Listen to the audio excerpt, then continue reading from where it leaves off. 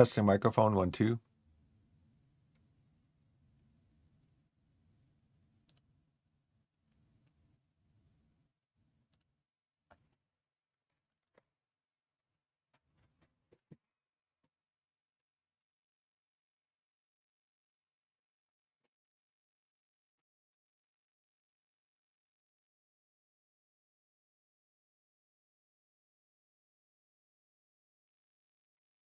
Hey everybody, how's it going? Biff back with you again today.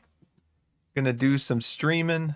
I didn't post yesterday what was going on, but I usually stream Wednesday, Thursday, Friday. At this point, it's going to be changing come summertime.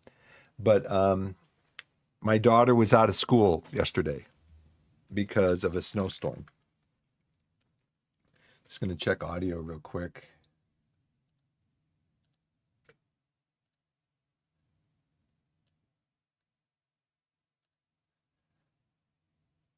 Okay. So she was out of school because of a snowstorm. School was closed basically. And so we were at home, just hanging out. And so I didn't stream yesterday because she was off school. I was at home and it was a nice, cozy day at home. So, yeah, so that's why I wasn't here yesterday. But I am here today. And so let's check out a few things here. We are live, it looks like. As usual, I will be skipping through my first ad break.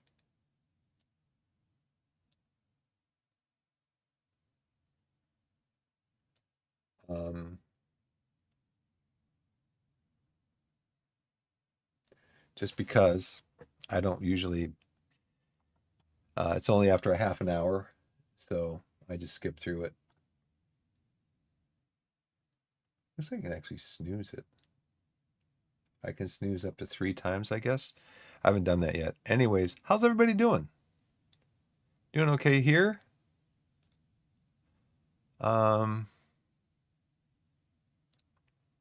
looking at Twitch. Been watching a lot of and actually, you know what? I'm going to be right back because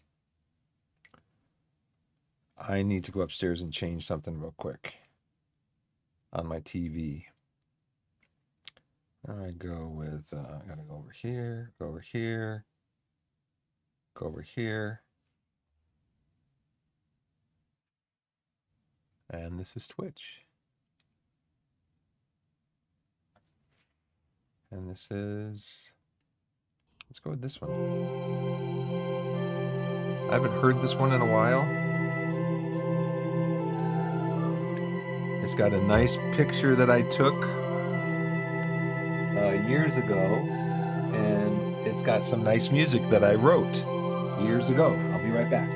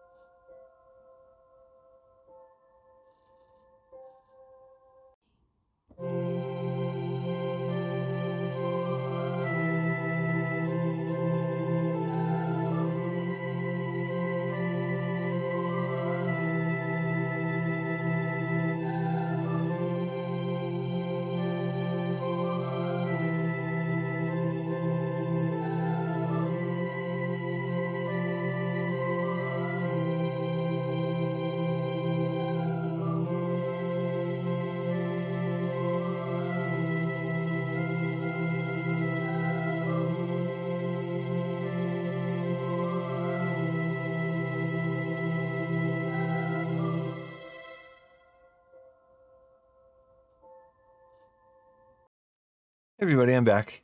Thanks for let me do a couple of things I got to do. What am I going to look at? I forget.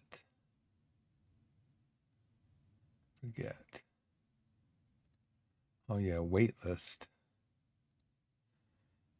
I'm going to check out Steam too. Crisis in the Kremlin.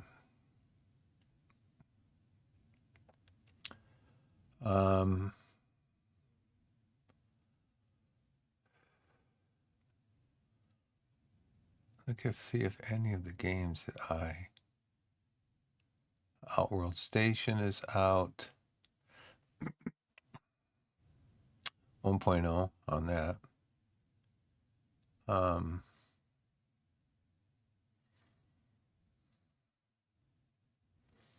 I don't know if Espiocracy is ever going to come out.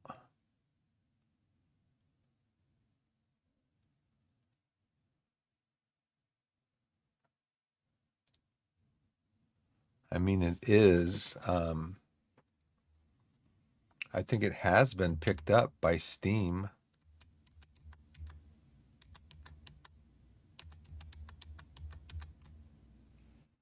Well, let's just go into let's just go and look at some Steam stuff. Let's see, Espiocracy.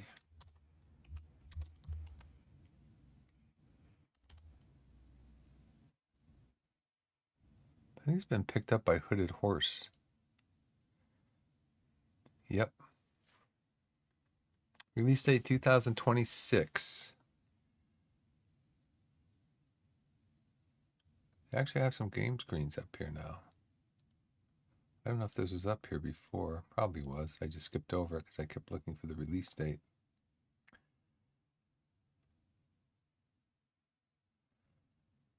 Leadest intelligence agency from the start of the Cold War. Whether your chosen nation loses a war, suffers a coup, has a change of leadership due to foreign actions, your agency remains resolute, working to further your country's interests through the twists and turns of the 20th century and beyond. Okay, let's see if there's any news on the Steam Deck. No, none of those available. None of those available. Okay. Well, that is unfortunate. Let's check out our Steam exploration queue. Forage Wizard. Click, craft, and collect your way to alchemical mastery. Progress to a ranching skill tree and explore the forbidden woods.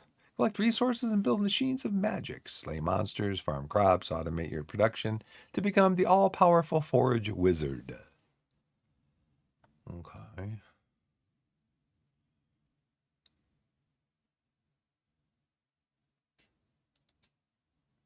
In the Black. Nuclear-powered space combat in the 23rd century. In the Black is an intense, realistic space combat simulator with a serious respect for science. It looks like it's out, huh? There's a demo for it.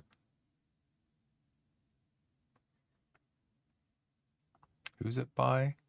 Impeller Studios and Exothemic. It's got mixed reviews.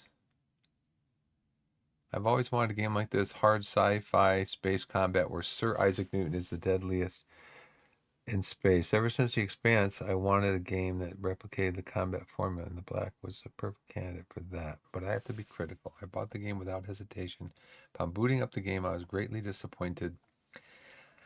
I've only reached rank 4 and I'm not motivated to advance because the contracts are repetitive and offer no unique challenges. It doesn't draw me in. The demo had missions that gave me that, even with base level unlocks. Now it's an early access game.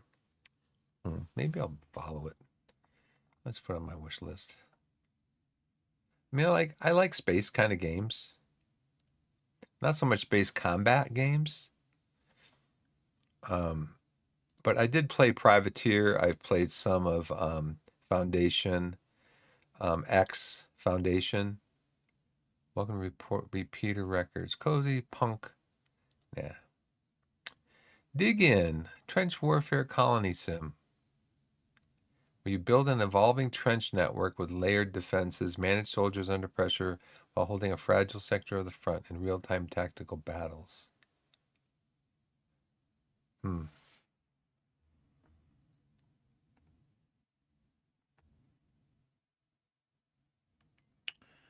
wonder who made this.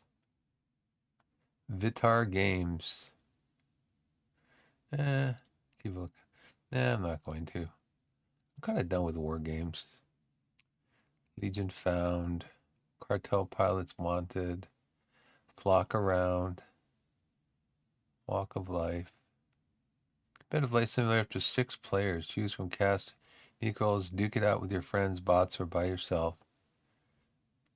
Wacky and ever surprising party game. Crazy Oddballs. Idle RPG. Okay. Terra Factor. Waxia Warring States. Distant Trains. A railroad simulation game with roguelike elements. Use resources wisely to expand your infrastructure, satisfy industries, contracts, citizens, and engines. Respond quickly to ever-changing circumstances and don't get kicked out of your office. See, I like this part. This is what trips me up. Respond quickly. So obviously this is like a it's strategy game, but it's more like real-time strategy, which is not really my jam. I will add it to my wish list, though. Let's finish the queue and go back to what's featured. Yeah, we don't like that. I was going to check to see if there's anything worthwhile on Epic, because this is Thursday and they release new games today. I'm always surprised how fast that comes up. Used to take a while to upload on my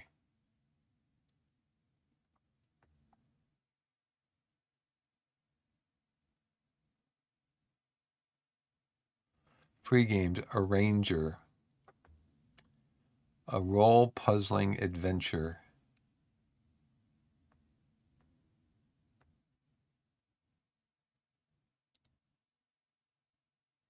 It's in my library. Continue browsing. Thanks for your order. And then what's the other one? Trash Goblin. Wholesome, cozy shop community, no pressures, no stress, and endless good vibes. Clean trinkets and upcycle them to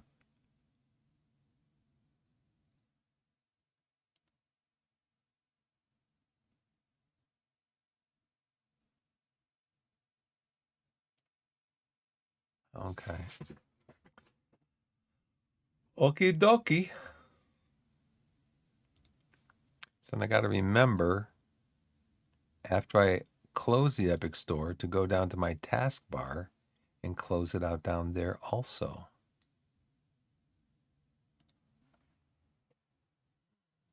Okay. How is everyone? Ads are going to start in 15 minutes, maybe, unless I pause them. So let's go to back over here. Go to library. Let's see if any downloads need to happen. Going Medieval has a patch, so we'll download that one.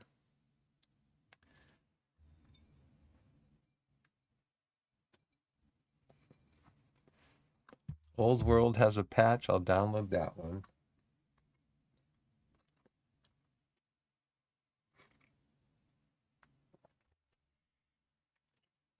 What happened to this? Let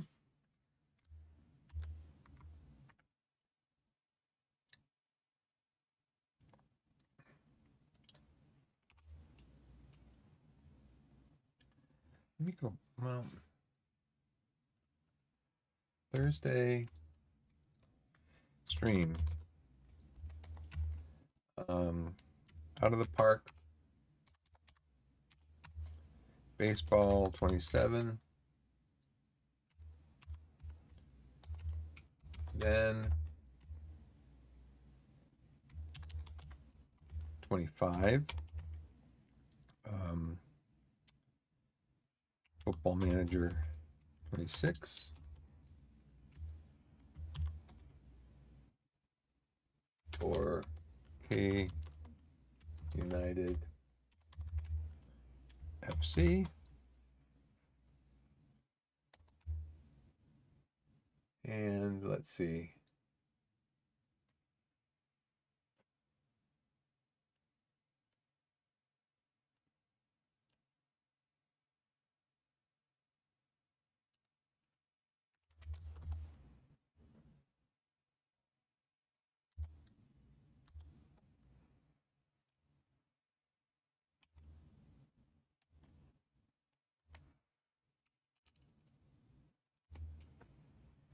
So let me update this. I thought I copied this. I thought I copied my title out of my stream information box, but apparently I cut it, or at least Google thinks I cut it. So stream info updated successfully. Okay, Victoria 3. Haven't played that in a while. From what I understand, it is completely different. I mean, the premise is the same. Oh, I have some coffee cake. Not coffee cake, pound cake. Pound of butter, pound of flour, pound of sugar, I think.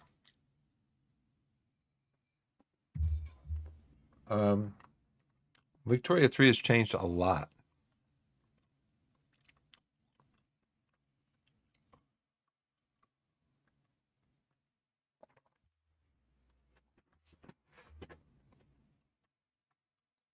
And then Euro Truck Simulator and American Truck Simulator both have big patches.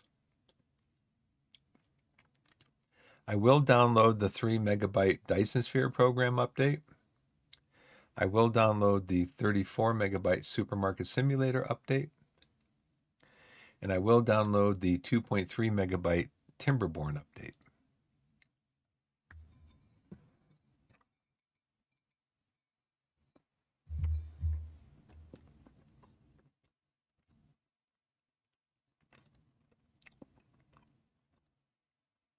So first, though, we're going to start with Out of the Park Baseball 27.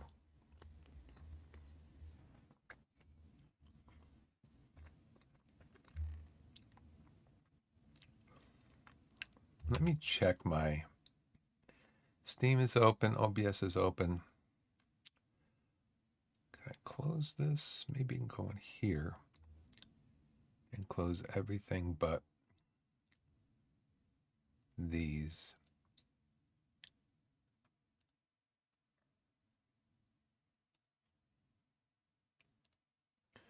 And then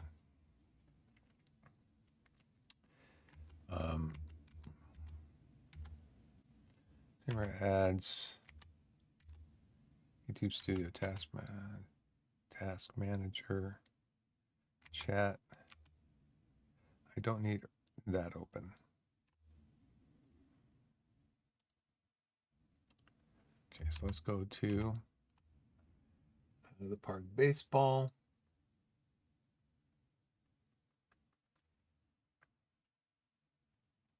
And we're going to look at our perfect team. I did complete a couple of missions. I've got a bunch of card packs to open up, so I want to do that. And I do have a perfect pack, which means that there is at least one perfect card in there. Okay, we did lose. I wanted to check this first. We're 53 and 34, so we're back below. We were like 22 games above 500. So it looks like we've been losing recently. Let's check the Bullets have overtaken us. This team has kept pace with us game for game. Since like 20 games into the season, 25 games into the season, which was like 50 games ago, they've been no more than 2 games behind us, win for win for win for win. So you can see here I'm struggling with my wins. So that means I got to go into my collection, manage my roster, what's going on with my pitching. Now nobody's hot. Nobody is super tired. Gilbert's supposed to pitch today. He's 100%. Satchel is 63 for tomorrow. I might flip him with Grisenda. 19 and 4. That's something I've been struggling with, is keeping these guys healthy. Keeping them rested. So I think I have set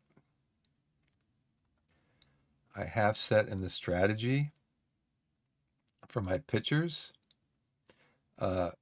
Default relief pitcher rest when fatigued, override for when to consider reliever tired and try to avoid using them. Is at 50.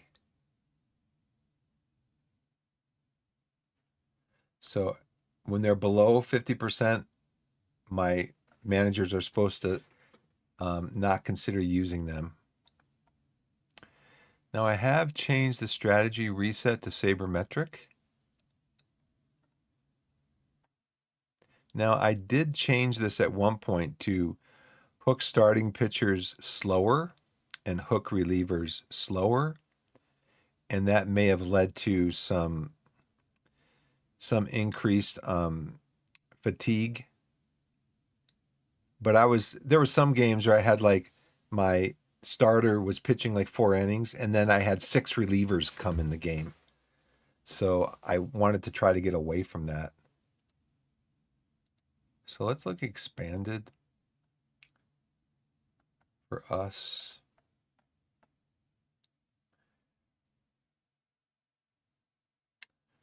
We are 6 games differential on our Pythagorean, which I think means that the game thinks that this is what the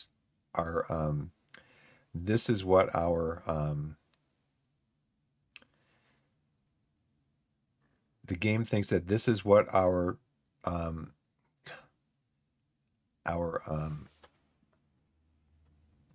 standing should be, that we should have 47 wins, 40 losses. We're actually on 53 and 34.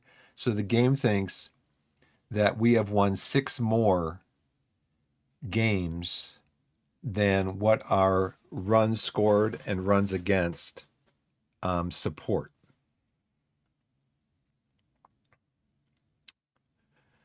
And that the Baltimore Bullets actually should have won 2 more games more than what their runs scored and runs. See, their run differential is 119. So I think this must mean that the run differential is 119. So they've scored 119 more runs than they've allowed.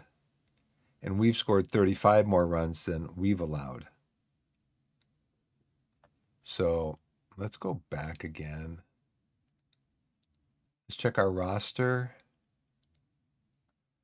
Okay, so Radcliffe is hot. Giambi's cold again. Giambi's like the coldest player on the planet.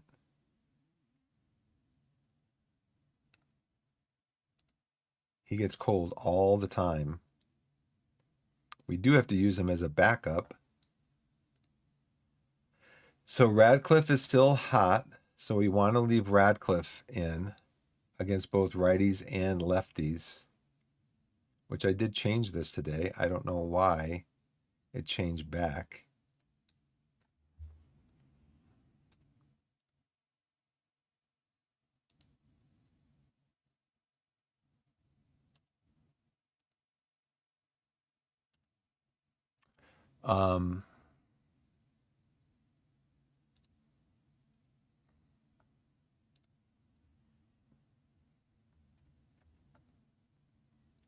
So Grisenda 6-1, Satchel Paige is 7-1. Let's look at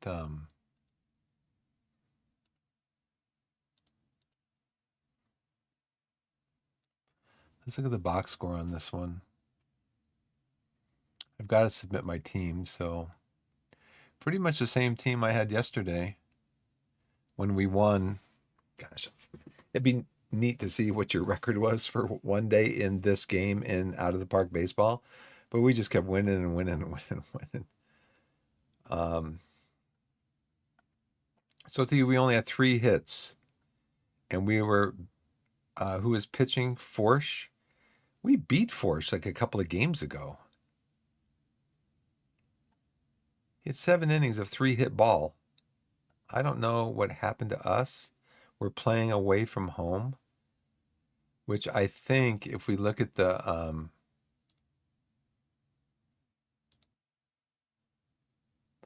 our home record, 26-14, our away record 27-20. Actually better away than we are at home. We've played 47 away. We've only played 40 at home. So eventually, actually, we are better at home. We're 12 over 500 at home. Actually, this will flip in the second half of the season. So we're now in the second half of the season because you play the same number. So there's 162 games in the baseball season. So the first half of the season is roughly 81 games. The second half is 81. You play half of your games at home, half of them away. So in extra inning games, this is what's really different from last year. Last year meaning last week, because a year of game simulation happens between Monday through Saturday is the actual season, 162 games, and then Sunday is the postseason, the playoffs, where they determine a winner of the, what league are we in? We are in low bronze, 134. I never have any guys in here. Oh, I do now. Gilbert's WAR as a pitcher is 3.2. I have pretty good fielding pitchers, which is nice. Team pitching leaders. Our bullpen is the best in our conference. Our bullpen's only averaging 2.94 ERA. And our fielding, again, is the best in the conference. But our hitting, I'm hoping that our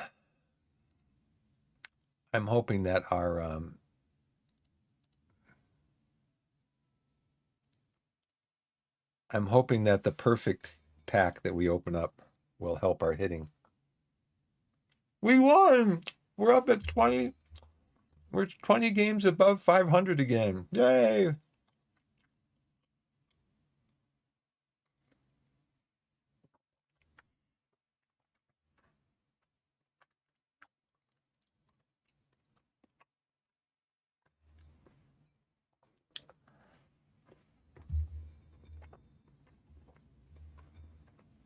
I might get up, walk around a little bit for the ad.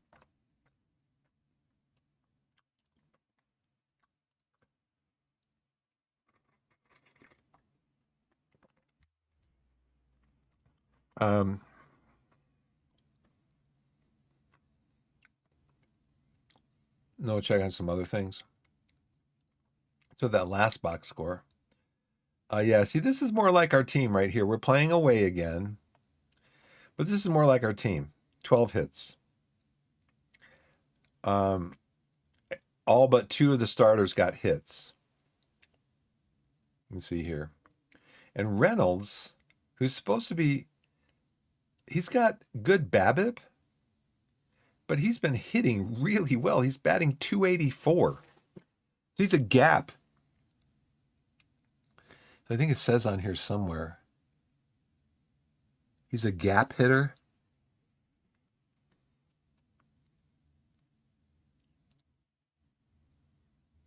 But yeah, he is. Oh, this is cool. You can look at streaks.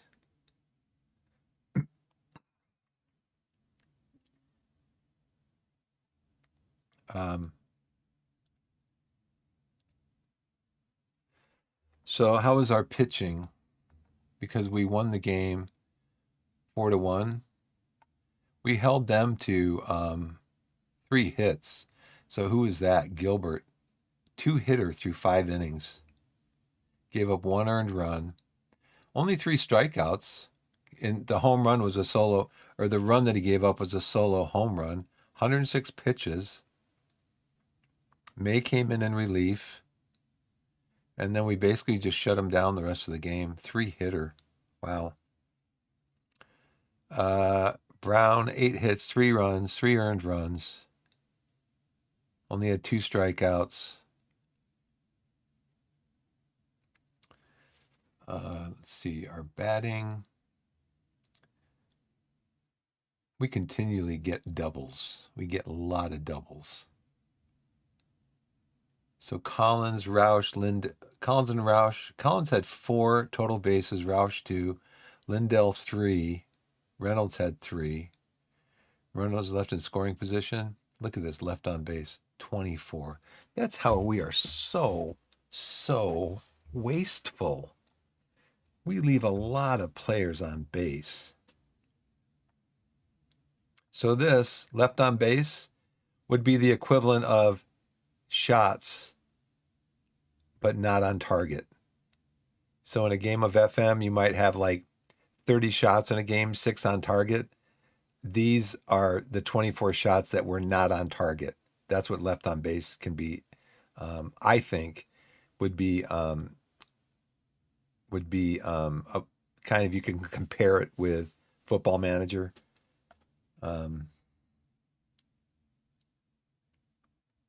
Team left on base. I wonder what that's different from. So team left on base. So Reynolds had a stolen base. That's nice.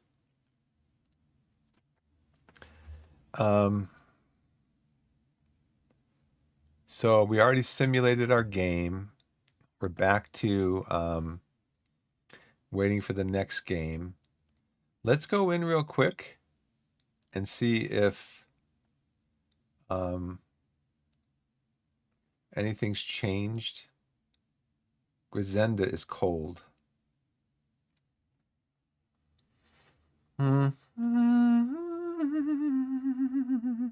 He's 6-1, but he was 6-0 in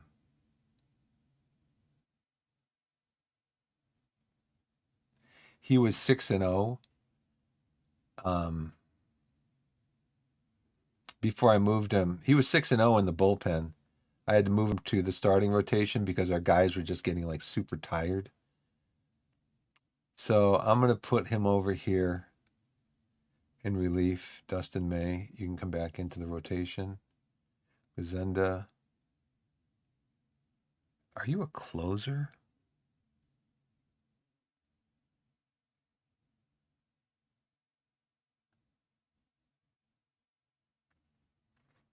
I think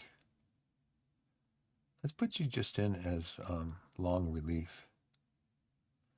And then Dustin, okay, you're at 22%. Let's see if you're ready for the next game.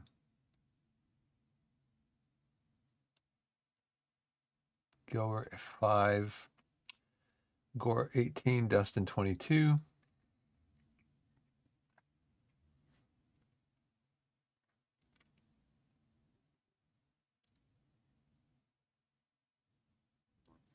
Actually, no, I think I'm going to make Grisenda closer. Jesse, you can come over here instead of Dustin. And I'm going to put you, Dustin, back into your middle relief slot. Jesse, you are at 51. So you're going to be pitching next. So 51, 41, 18, 5.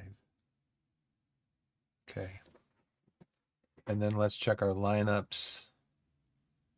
So Radcliffe is no longer hot. Giambi's cold. I think we have to move McGonigal back over to where Radcliffe is. I think McGonigal's a better hitter. Let's go over here, compare to our players. Where is Radcliffe?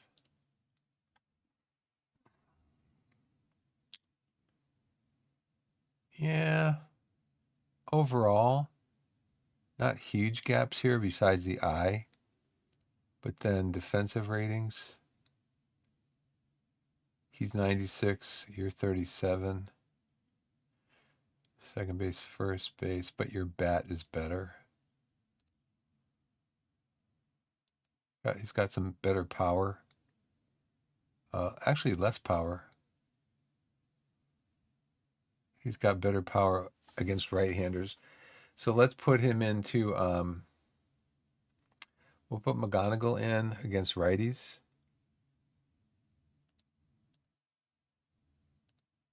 McGonigal, you can play against righties.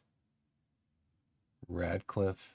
You can also look at this over here pretty much with batting ratings. So let's see, McGonigal and Radcliffe are kind of right next to each other as far as contact versus righties. He's got a little better there. He's got better, McGonigal's got better BABIP against righties. He's got better gap power against righties. He's got better power against righties. So yeah, we'll have him play against righties. And then Radcliffe, I believe, can play only third base. Okay. Who can play? So let's do this now, for now at least, and then we'll have Radcliffe play against lefties. So let's go lefties. Radcliffe is better than McGonigal. BABIP. BABIP against lefties. McGonigal. Radcliffe is still better. Radcliffe's McGonigal's a little bit better than Radcliffe in gaps versus left, gap power. But Radcliffe's a little bit better in just straight up home run power. Okay, so now I need to find somebody though. So now we can go into position ratings, third base. Farmer Weaver can play there. They're not very good. So we've been having Reynolds play at shortstop. Who's my other shortstops? Farmer Weaver and McGonigal. I mean, I could have McGonigal play in short, but Reynolds has been playing so well. I'll just have McGonigal here. But on days when he's in the lineup,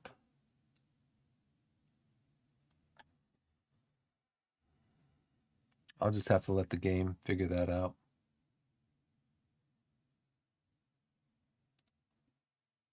These have been my best lineups, though, right here. Because what I've heard is that you want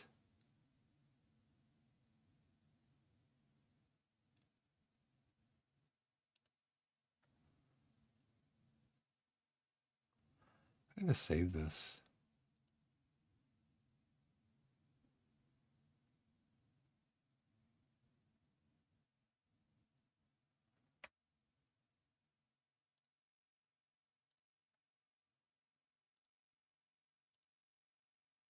Rated new. Save as global. So hopefully it'll save it globally. Now I don't know if that means it's going to save it to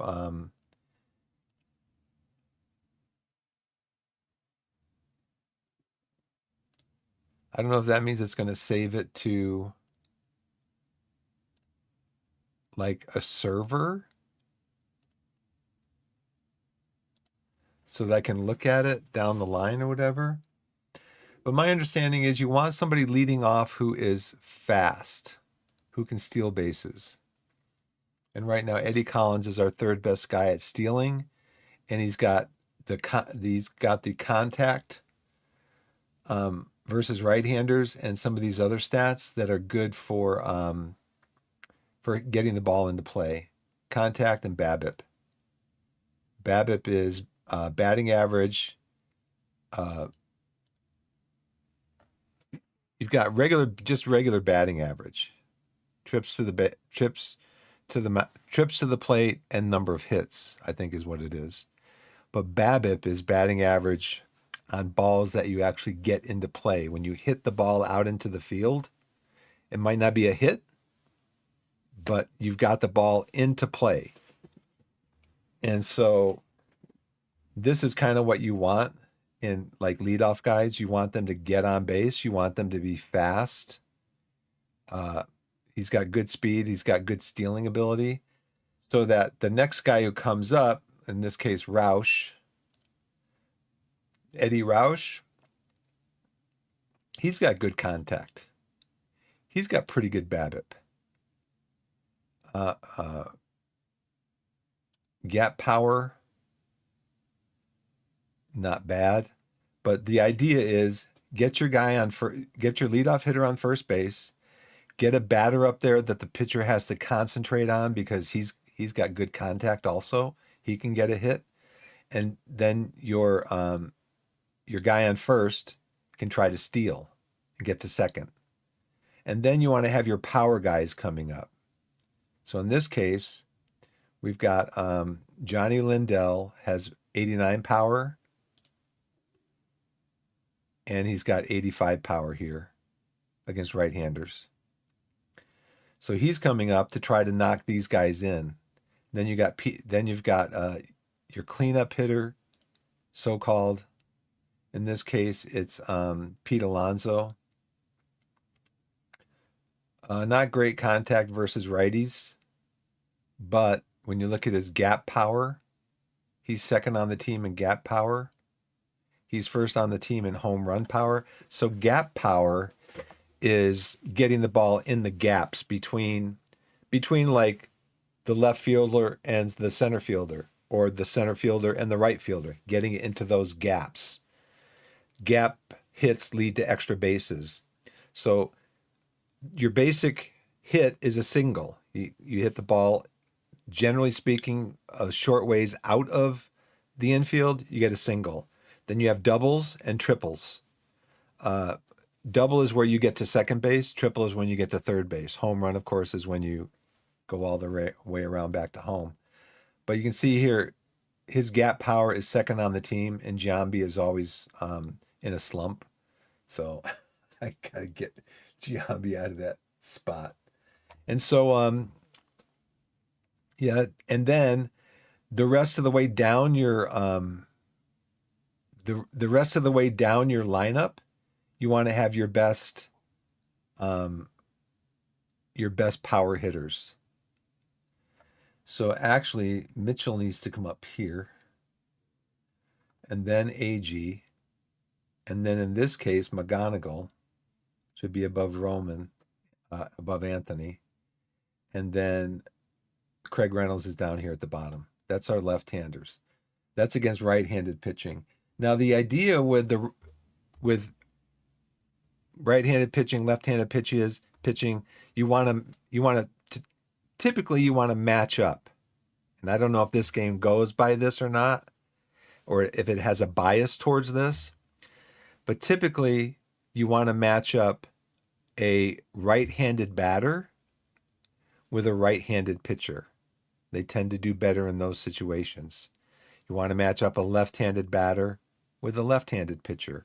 Now, you do have some control over that as when you're the team that's up to bat, because you can put in pinch hitters. So you could have a left-handed pitcher on the mound, and your guy coming up to bat is a right-hander, which is a bad matchup, according to Baseball Myth. It's a bad matchup. So what you do is you pinch hit a left-handed batter for your right-handed batter. So now you have a left-handed batter against a left-handed hitter. I guess the idea is that as the ball is coming out of the pitcher's hand, a left-handed batter could see the ball coming out of the left-handed pitcher's hand sooner than if it's a right-handed pitcher. Because if it's a right-handed pitcher, his arm is coming across his body, and he doesn't pick it up as quickly. Even a split second can make a difference. So let's get this finished. So again, we have Eddie Collins. He is our steals guy. and also our contact and steals, 76. Craig Reynolds.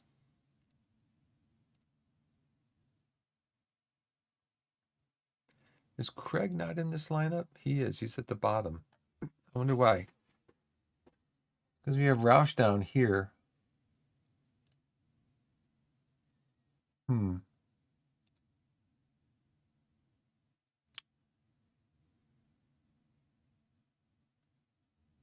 think we'll just put Roush back up here again. Let's keep it kind of the same. It's all the same. Down to. So, we have to look at lefty. That's probably why. Yeah, Eddie Roush is better. Okay, so we've got Collins leading off. Eddie Collins is still our best contact hitter against lefties. And then Lindell we have coming up. He is not so great on his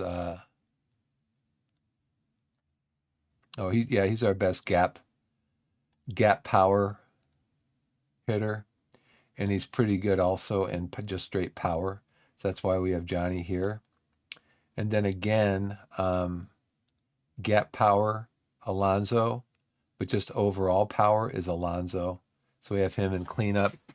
And then you just go down through you have your power batters against left-handed pitchers. So you just go down to the next guy. So that's Tommy Agee. And then we already have Lindell in the lineup. So Mitchell Murray.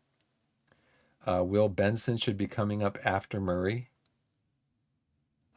Radcliffe, and then Reynolds. So those are our lineups. I think I'm going to, for right now, I'm probably have to change this anyways, but for right now, I think I'm just going to save this. 7-7.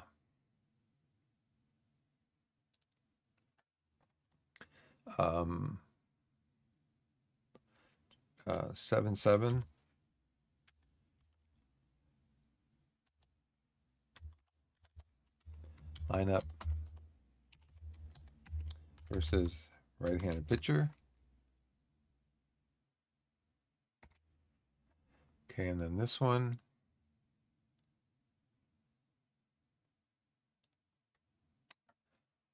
Seven 2033 lineup versus left-handed pitcher. Did I say right-handed pitcher over here? Yeah, okay. So that way I know as of today, these are the lineups, so I can always load them back in again if things seem to be not the way they should be. So then we're going to go look at PT Live. So the way this game works, this is a game mode called Perfect Team. And it's a live game mode that you play against other players. So it is a PvP game. It's player versus player. You've got, so if you look at our league over here, let's go to standings. Now, I don't know about bots and all that stuff, but all of these teams are run by human beings. I don't know if somebody's probably written a bot that'll do this for them, but these are not AI. These are humans, or it could be AI if it's a bot. But anyways, this is as opposed to the franchise mode, which is another mode of the game where it's like Football Manager, where you just like you start your team. I'm playing Torquay right now in Football Manager. Say you want to play as the New York Yankees. Well, you can play as the New York Yankees in 2026. You can also set up historical games. It's basically a professional baseball simulator, like Football Manager is a professional football simulator. But this game is a lot more stats heavy. Now, I'm not sure how those stats play into the simulations of the games. Like right now, we're 12 games above 500 at home. So I don't know if that plays into the simulation. Like if we have a home game, being 12 games above 500 at 40 games into the season, or how many games into the season are we? 85 games into the season, whatever. Being 12 games above 500 at home. So what's the percentage? It's 12 divided by 40, right? Let's do some math. 12 divided by 40. So yeah, we're at 30. We have a 30% win rate at home. No. We have, let's see, 26 at 14. It'd be 26 divided by 40. We have a 65% win rate at home. So does that play into, is our home games, the results of home games weighted based on playing at home? They should be. Even that stuff comes into play when when people are gambling and casinos and stuff are placing odds on which team has the advantage in games and stuff like that. So Perfect Team Live so this is all part of the Perfect Team. So this is the Perfect Team mode as opposed to the franchise mode. So this is games against human players, let's put it this way, non-franchise. It's not just non-franchise mode. So this part of the game right here is a fun part of the game. I've been having a lot of fun with it. It's called Perfect Team Live. So basically what happens is you have cards. And you can see here that I have card packs to open. When you buy Out of the Park Baseball 27, you can play just as franchise mode, not pay any attention to Perfect Team mode. But if you decide to start as Perfect Team mode, you get 6 packs of cards, standard cards, and you get 1,000 perfect points. What you do with those cards packs is you open them. So it's kind of like a collectible card game. You collect cards. You use those cards. So we come back over here to my team, my roster management. All of these are cards that I've collected from opening packs. And so the cards have, just like the historical baseball players, the cards all have stats and ratings about how good they are. And these all play into the game as far as the simulation of the games. And I'm kind of getting loud here, I think. Blah. So they all play a part. These stats and ratings all play a part in the simulation of the games. But you start with getting cards. So I started with 6 packs, just like everybody does. I started with buying the game, but then I started with 6 packs and 1,000 perfect points. And what did I do? I went in with my 1,000 perfect points. I went in and I bought another pack of cards. That's not the most efficient thing to do with that 1,000 perfect points. Whatever perfect points you get, this is one of the best ways to get cards. Now, there's multiple ways to get packs. There are 6 cards in each pack, and they're come up at random. You can see here from standard card pack, you get 1 bronze card guaranteed. The card tiers are iron goes from 40 to 59, bronze goes from 60 to 69, silver goes from 70 to 79, gold goes from 80 to 89, diamond goes from 90 to 99, and then perfect goes from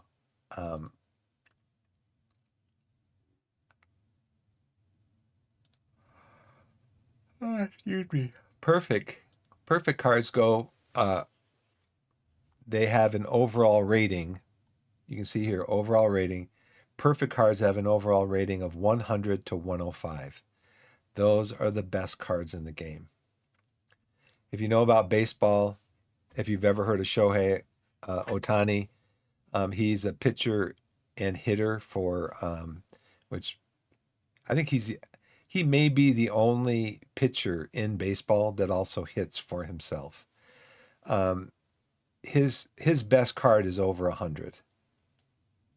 And then you can see I have some bronze cards here. I've got some silver cards. I got some gold cards, and I've got some diamond cards. So if I come over here and manage cards, I can set all of these to look at all of my cards. So there's three levels of cards, basically. You've got active cards. Those are the cards that are in my 26-man roster. Those are active cards.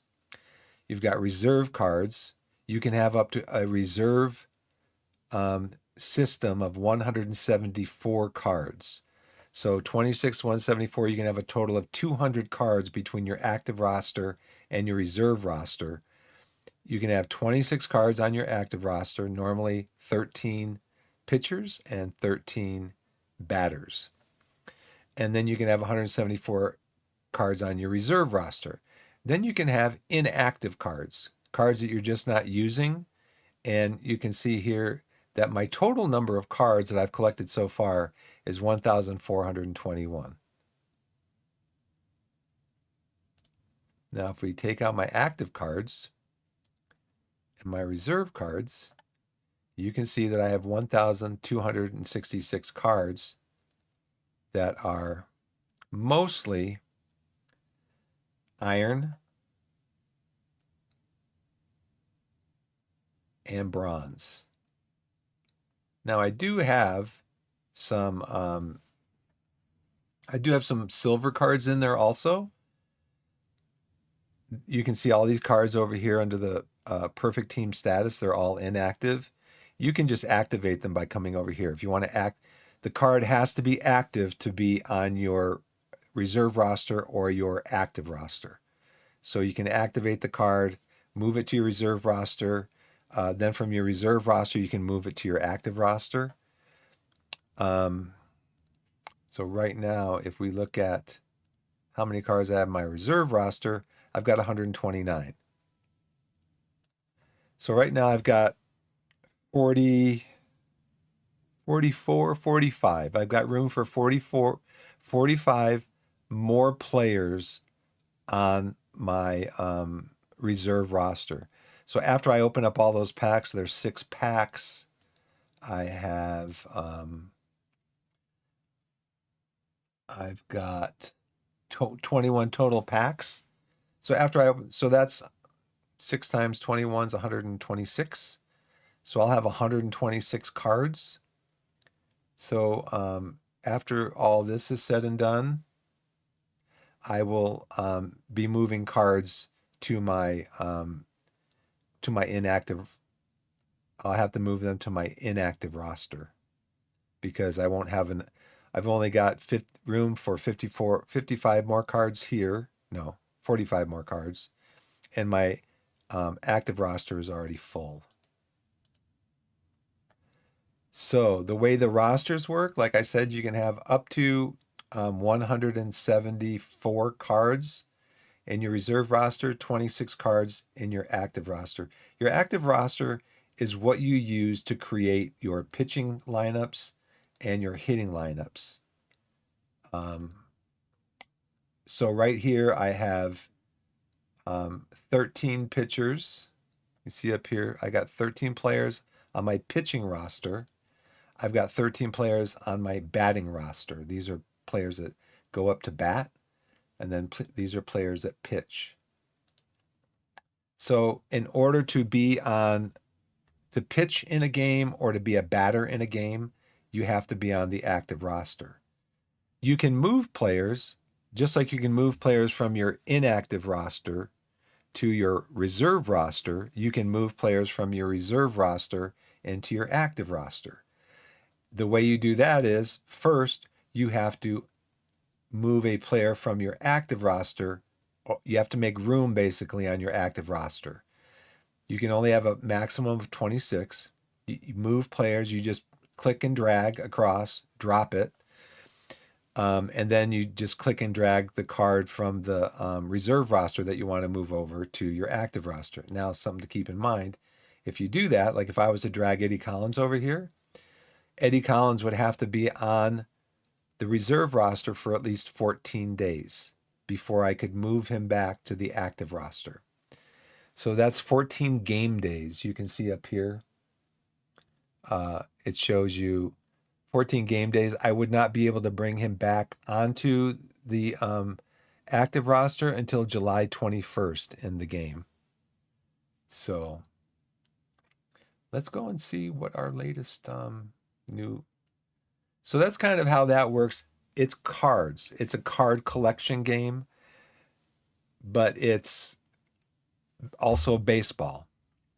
So you get to collect the cards, and some of the cards are pretty cool, I have to say. Card art and stuff, just like in other collectible card games that you play. But this one is actually baseball. So you collect the cards. That's cool. You get the excitement of opening up packs. You collect the cards. Oh, I got a gold card in the standard pack, or I got a diamond card in this standard pack. And I'll show you again later what the odds of that happening are. But so you open up the packs, you build your rosters, you set your pitching and hitting lineups, and then you go head to head with other players in the Perfect Team universe. I think there's like 8,000 players in the Perfect Team universe, I think. Anyway, so that's what the whole cards thing is. That's why you need to have cards. You buy the player card packs. You start with 6. If you start Perfect Team, 6 free cards, 6 free packs of standard cards, and 1,000 perfect points. So you can see over here, the standard pack, there's 1 bronze card is guaranteed. 1 bronze card is guaranteed. Your chances of pulling a second bronze card are 1 in 5. Now, I think that's a 1 in 5 chance based on the cards, not the packs. So if I were to open up 5 packs, that doesn't mean I have a one chance in 5 of getting another bronze card. I think it's based on the number of cards that you open. The number of cards that get revealed through the packs. Okay, silver, you got a 1 in 10 chance. So there's 6 cards in a pack. If I open up 2 packs, there's a chance, because I'm revealing 12 cards, that I could get a silver card. Gold cards are 1 in 50, diamonds 1 in 150, perfect cards 1 in 1,000. I've got diamonds before. You can see that through my card collection. These are all my diamond cards. So I've got 6, 7, 13. So in opening up packs, I've gotten, now there's other ways too to get packs and get cards. But so right now you can see these are the most rare. And then after that, the most rare is the gold. Then after that, the most rare is the silver. Then you saw all of the iron and bronze cards that I have in my my collection. We're going to go to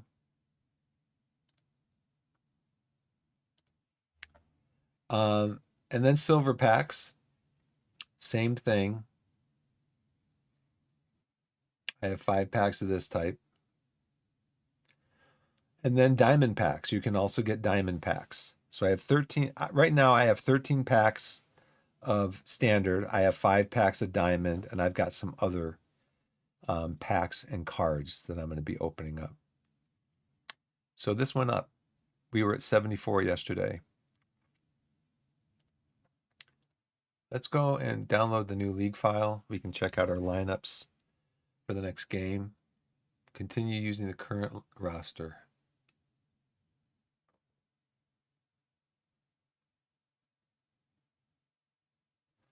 I mean, I'm going to use the current because I haven't changed anything. I don't think. If I have,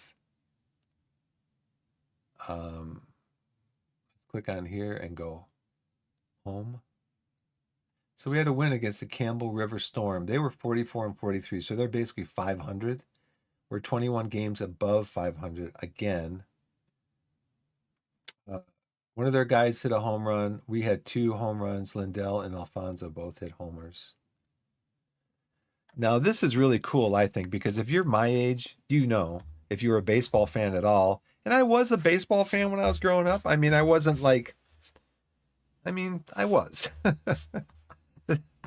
I was a fan of Oakland, the Oakland A's, when they had Raleigh Finger and they had Reggie Jackson and they had Gene Tennis, Bert Campaneris, Vita Blue, back in when they won their World Series.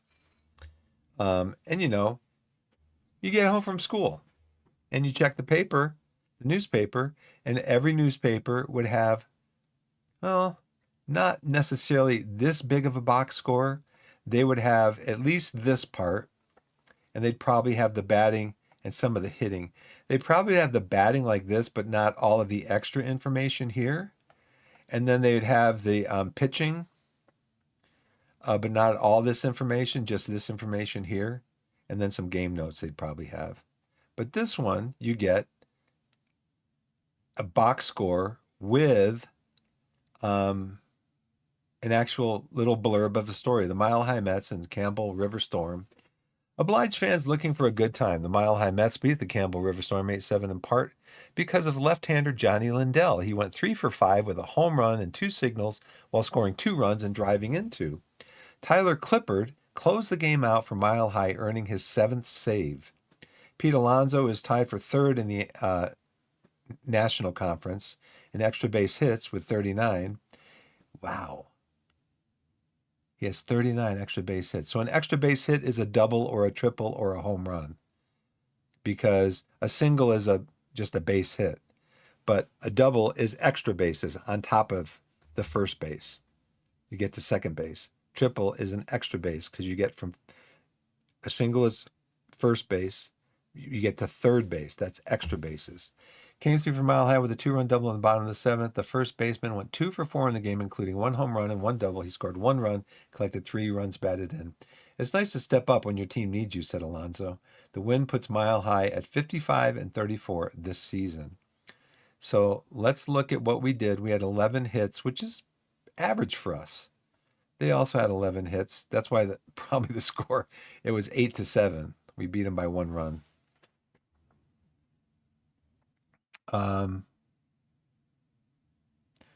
The hitting in our team, generally speaking, is spread out across the lineup. It's very well distributed across the lineup. So we can see here, Alonso got a double, his 24th, 7th inning off of T. Hill, their pitcher, with 2 on and 2 outs. 2-out double with 2 on. That's just clutch hitting. Johnny Lindell got his 12th double of the year, first inning off of Garland. There was 1 on base and 0 outs. And then, that was a home run. I'm sorry. Alonso's the only one who got a double. Lindell got his 12th home run. First inning, there was 1 on, no outs. So that was 2 RBIs for Lindell. You come up here and you can see Lindell, and you can see that he had 2 RBI, runs batted in. Pete Alonso had his 14th home run in the 5th inning off of Garland. That might have knocked Garland out of the game. Nobody on, 2 outs, and then total bases. So first base, if you get 1 hit in the game, or I think if you have 1 walk or even hit by pitch, it's considered a base that you've taken. So during the game, they count the total bases. So for example, Alonso hit a home run and a double. Those 2 hits, so that would be 6 bases. Yeah. So 2 bases for the 2 bases for the double, 4 bases for the home run, so that's 6 bases. Runners left in scoring position with 2 outs, Collins and Lindell, Murray and Giambi. Team left on base is 7. I got to figure out what this means. This is 19 here. And Johnny Lindell was caught stealing, trying to steal base. So our pitching, Satchel Paige did not get the win. Bizzardo got the win. And that's really kind of a complicated thing to figure out. I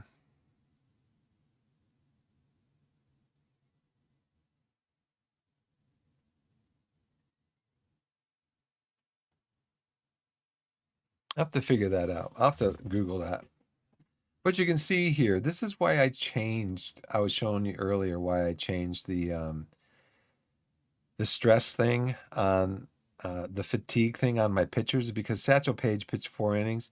You got 1, 2, 3, 4, 5, 6. We used 6 relievers in that game, which I don't know if that's really necessary, but based on my settings, that's what the AI is doing.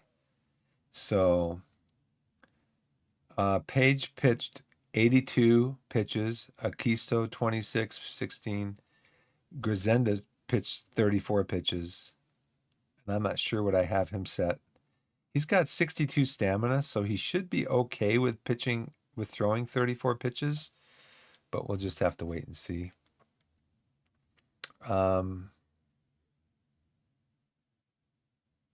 So we've got that. Showed the market. So another way to get cards is to use perfect points to buy them off of the market. So you can come into the card shop. It shows you the perfect points. You can see here's the value of the card. This is that overall value that I was showing you, that number. So for example, perfect cards are valued with an overall value of 100 to 105. Diamond cards have an overall value of 90 to 99. So that's what these are right here. Now, when you come into the card shop, depending on how many perfect points you have, you can do a couple of things. You don't want to buy a card if you already own it. So you can click on here. And that'll hide the cards that you already own. And then, I'm not going to be buying a 62,000 perfect point card anytime soon. So I can also click on here, only show cards that I can afford. Then I don't want to start with the highest priced cards to look at. I want to start looking with the lowest price cards. That would be the sell price ascending or sort order. Now I can buy this card for 6 perfect points. I got lots of perfect points. I could buy a lot of these cards for just 6 perfect points. I might be able to buy all 100 cards. Let's see. There is a, card list size. I'm going to set it back to 100. I don't know how that changed to 1,000. But let's just go with 100.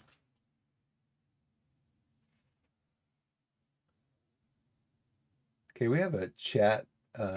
We have a ad break starting up in about 15 minutes, so I think I'm going to take that one. So initially, like I said, if you're starting to play Perfect Team, you get 6 card packs. You get 1,000 perfect points. The first thing you want to do is, I think, now I have had people say, well, you can do this. You can just start buying these cards, add to your collection. Now,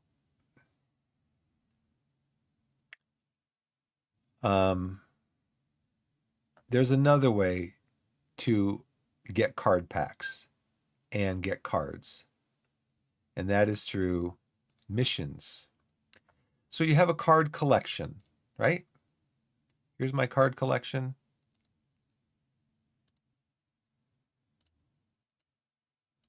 My card collection, 1,421 players. Now, one thing you can do is you can look at all of these cards here, and there's other filters though that you can use. One of the filters is show me only the duplicates. So if I have 2 cards, maybe 3 or 4 cards of the same card, I don't need that because I don't have a bike right now that I'm going to use to put those duplicate cards. I don't, put them in my spokes of my bike to make that cool sound when you were a kid. So what I could do is I could sell those cards. So let's look and see if we have any duplicates. We do. You can sort them just like your other. So what you can do in here is you can go, okay, I got Don Paget. It tells you in the upper right-hand corner there. He's American, from the USA. It's a duplicate card. Lee Smith is a duplicate. Chad Patrick is a duplicate. Craig Kimball is a duplicate. Now I do want to go over real quick though and look at my variant.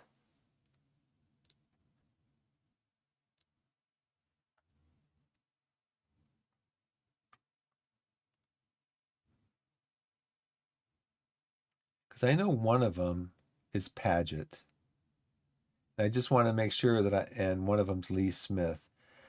I want to make sure that I'm not going to be selling a card.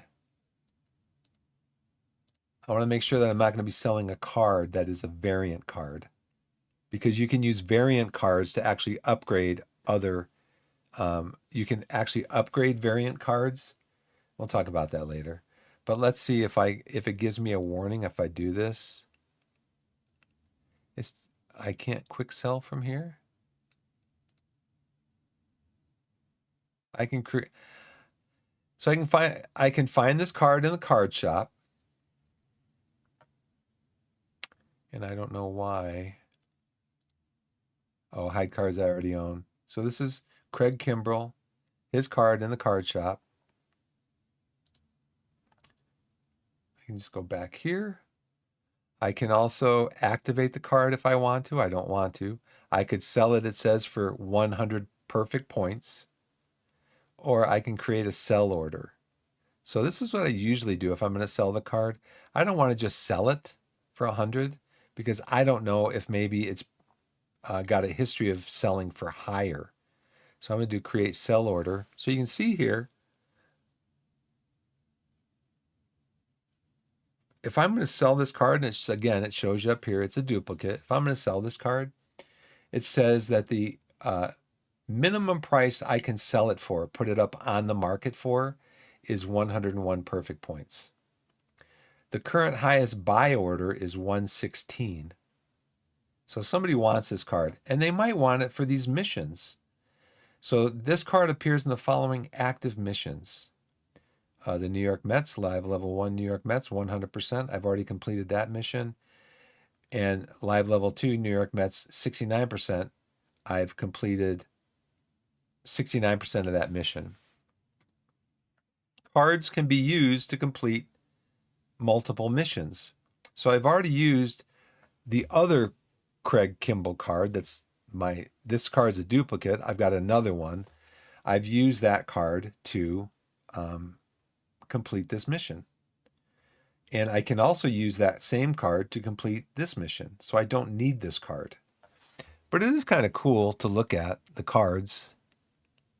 He's a right-handed relief pitcher for the Mets in 2026. He is overall rated a 71. We could look at his, we could go out and probably click on his name over here and go to his profile and look at his ratings and all that stuff. But what I'm looking at right now is selling the card. So you can see here the average price over the last 10 sales was 222 perfect points. The current lowest sell order is 200. So since the current lowest, somebody's selling it, wants to sell it for 2,222. So it's averaged 222. I want to sell it, but I don't want to sell it for 101 if I can get more for it. So I think what I'm going to do is I'm going to put it up for 190, which will then trump this 200. And now it's on the auction house. So if we go over Well, we can look at that in a minute. So Chad Patrick, let's do this for him also. So this card is a duplicate. Also, again, there's people out there trying to complete these missions, and I've already completed the first one. I need to complete the second one, but I can use my card that I used for the first one to complete the second one. I don't need this duplicate. And so, again, the top buy orders right now is 35. The top sell orders 190. The average sales price over the last 10 sales is 198. The current low is 195. I wonder if I could put in for, I think I'm going to go 188.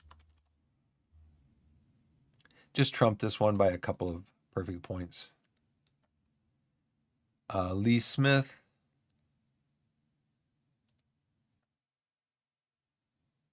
So this, they'll tell you down here, this card is not part of any of my active collection missions. So I don't have to worry about, it tells me it's a duplicate. It warns me this is a duplicate card, but it's also telling me down here, it's not part of any of your active collection missions. So if you don't want the card, you can sell it. It is only a 64 overall rating on the card. And there's no current buy orders for it. So right now people aren't caring about this card. The top sell orders for 29. The average price over the last 10 sales is 28. The current lowest sell order is 29. There is a 10% tax when you sell cards. So if I was to sell this for 26, 10% is 2.6, which would come off the top of this. I'd only get 24 perfect points. 26 minus 3 is, well, 23. The average sales price last time, I could set it at 28 because people already have it at 29. But if I set it at 28, 2.8, 2.8 rounded down, I would think they would round it down. So 28 minus 3 is 25. It's not worth bothering with. So I'm just going to quick sell it for 25. Get my money and run. And then Dodd Paget. I don't know why this won't let me. Oh, you know why? It's a duplicate. It's a duplicate? Maybe it's not letting me sell it because I also have one. I have a Paget card that's a variant card, like I said. Doesn't say this one's a variant, though. I'm not really sure. Anyways, so that is the card shop. You can buy and that's the card market. You can buy and sell cards. And again, a lot of times you have to actually change this back. It doesn't remember. I wish you could just set it and basically just tell the game, every time I come into the card market, I want to start out viewing from the sell price ascending. And then maybe later I come in and I go, I want to look at certain positions or I want to look at pictures that have certain stuff. But the default I want is sell price ascending. But I don't think you can do that. Anyways, so what I've been told is that when you get that 1,000 points, when you first start Perfect Team, you should go in and just start buying up these cards. Just buy them, add to your collection. I think there's a better way to do it, and that would be to go into collection missions. So you have card collection, you have your card collection, and then you have collection missions. So these are missions to collect certain cards. Again, with any collectible card game, I'm sure you're going to have this. So just click on here. And right now I have it set to only show incomplete missions of mine and show the completion percentage that I've accomplished, show that descending. So I want to start, okay, I've completed 95% of this mission. I need one card to complete the rest of the mission. And on down. So down here, there's missions that I have not completed any of it. So, Now you can also just look at your completed missions. These are all the missions I've completed. Now I do want to emphasize every day you get free packs from Out of the Park Baseball. So this is my every day that you log in. I think they prefer that you do log in consecutive days, which is what I've been doing. So you can see here 6 across. The first 5 days I got a free pack. On the 6th day, I got 2 free packs. And then the next 5 days, I got a free pack. And then the next day, I got a silver pack. And then the next 5 days, I got a free pack. And then the next day, I got a gold pack. The next day after that, I got 2 free packs. Then I got a silver pack, then 2 free packs. I'm not sure if this is today's reward or if I'm going to get a silver pack later when this thing trips over. But then I'll get 2 free packs. I'll get a historical gold pack with historical players. The players are ranked and the collections are sorted by different levels of players. I got to go back in there and get that before I open my packs up. Then we got, I'll get 2 free packs, then another silver, 2 free packs silver, 2 free packs, and a diamond pack, which is you're guaranteed to get at least 1 diamond card. And diamond cards are overall rated between 90 and 99. So that's another way to get free packs. But the way, I've got, just from logging in every day into a Perfect Team, I've got 1, 2, 3, 4, 5, 6, 11, 16, 6, 11, 16, 18, 20. I've got 20 free standard packs just from logging in every day for the last 3 weeks since I bought the game. I've got 1, 2 silver packs. I've got 1 gold pack. So altogether, I've got 21, 22, 23, 24 free packs just from logging in. And some of my players, you can see this is my active roster. Some of these guys I've gotten from packs, just opening up packs. And you can see here, I've got 21 packs to open. Now, these aren't all the packs that I just referenced. These are packs that I've accumulated since. And one of the big ways that I've accumulated those packs is by going to collection missions. So you're collecting cards, You're getting free packs every day. You're opening up the packs. You're collecting the cards. You've got 1,400 cards in your collection. You have used some of your perfect points to buy some cards. And I'll show you why you'd want to do that. So we're going to show only incomplete. And so, for example, right here, I've collected from opening packs, maybe from buying cards, judiciously buying cards. This mission right here, I'm 95% complete. I have collected 19 out of the 20 cards. There's 24 cards potentially in this collection. They want you to collect 20. I've collected 19. And that mission is right here. So you go in, it shows you all the cards that there are in the mission. I've actually collected these 19 cards. I wonder if that's the zombie that I have in my thing. I'll have to look. There are 24 cards to collect. You can see these are the rest of them right here. Now, if I finish this mission, I will get an artifact pack, which will have an artifact in it from baseball, and I will get 2 standard packs. Well, if you come over here with me for a second, standard packs are 1,000 perfect points.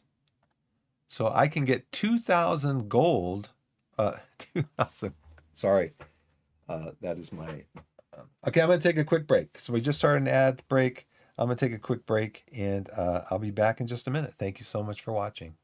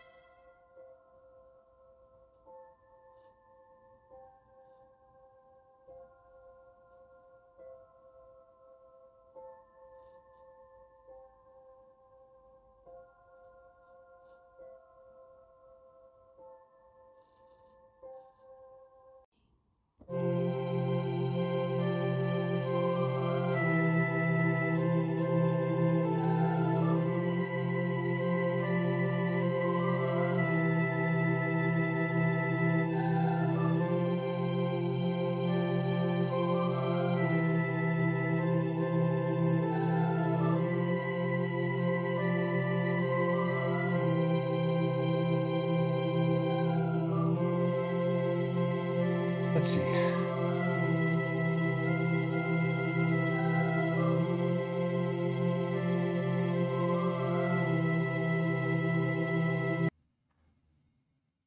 everybody, I'm back.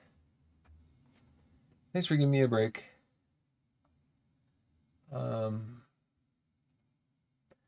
know what? I'm going to come back to this, and I'll tell you why. I'm going to go to Perfect Team Live.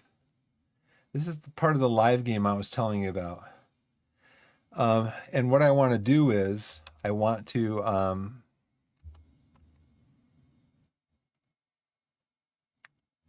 go to Major League Baseball. We're going to look up a couple of things. We're going to look up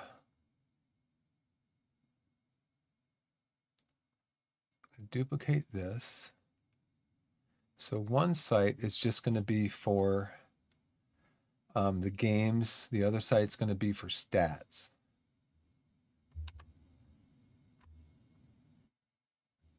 So you can see this one here. I put up this. I just put this one up.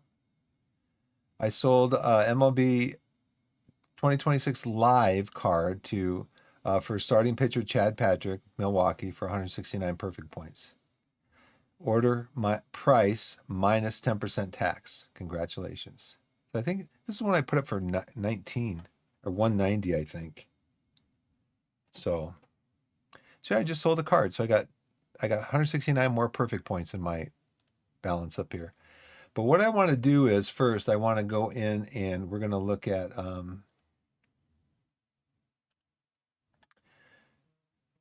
this game mode.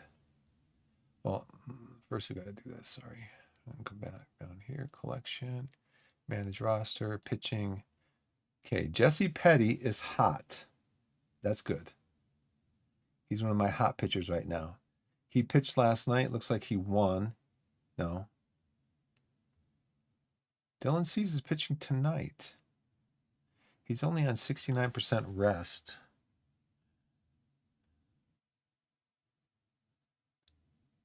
This is weird. Why is it doing this? Right here. Strict order.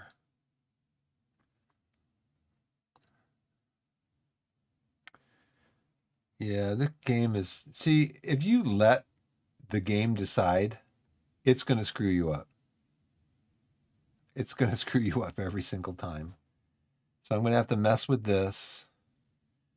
I'm looking for a starting pitcher. Grisenda, you're only on that. May, you can't come in. I've been thinking about bringing Louis Tiant back in the team. But Gore has been really good this year. He's been pretty good. 4-3 at a 2.71 average. But you can see here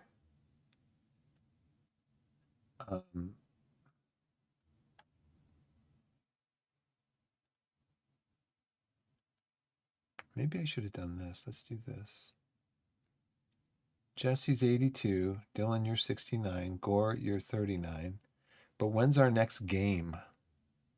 It's Friday, July 8th. Friday, July 8th. So we do have a game today. Got 1, 2. I might have to at some point bring in another pitcher.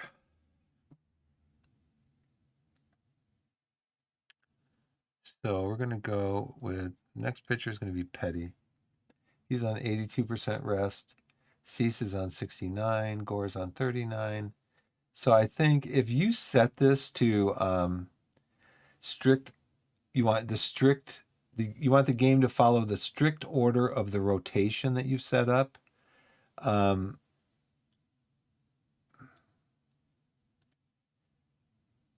occasion, the highest rested. So the game will just I don't think that necessarily either. The game will switch the rotation. It'll just say it won't change their position in the rotation. It'll just say, okay, Dylan Cease is the highest rested. So we're going to pitch him next. Well, first of all, he's not the highest rested. Jesse Petty is. So I just have this on, I need to set this back to strict order. Just strict order. And I might need to bring Louis Tiant back in. Louis Tiant's one of my best starting pitchers. I need to check on this guy too.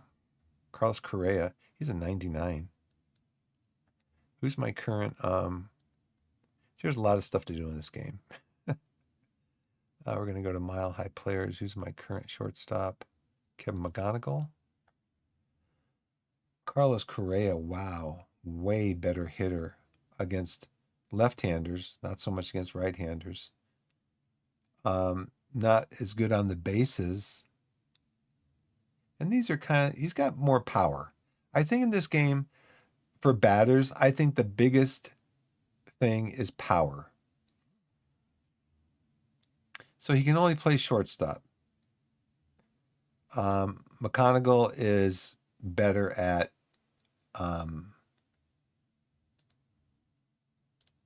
he is more versatile.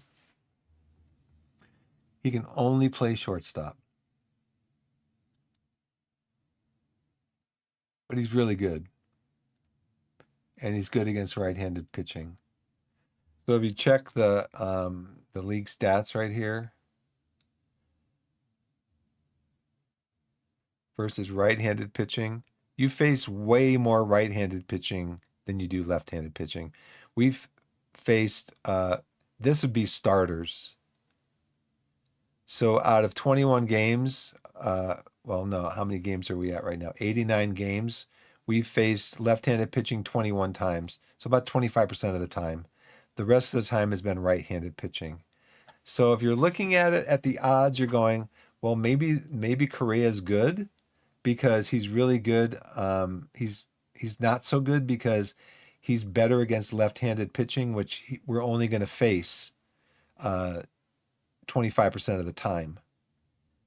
So I'm going to go back and do Perfect Team Live.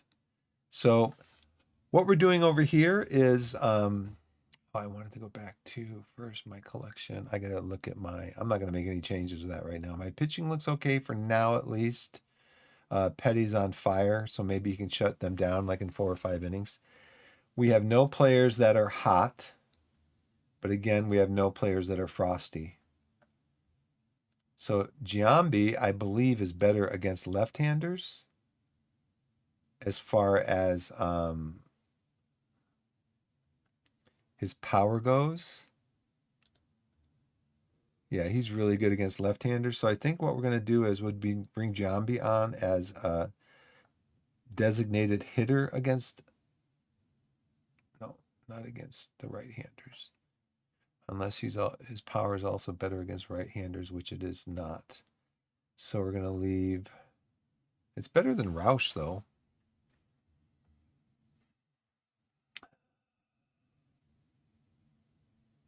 Benson is, and he's not in here either.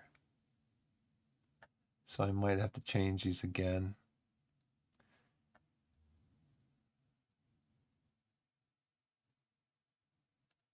We're always going to go with Collins. And in this case, it's going to be Reynolds.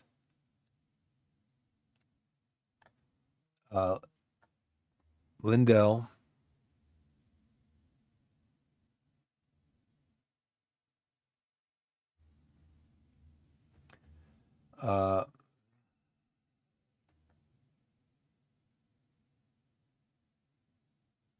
We want Lindell in for his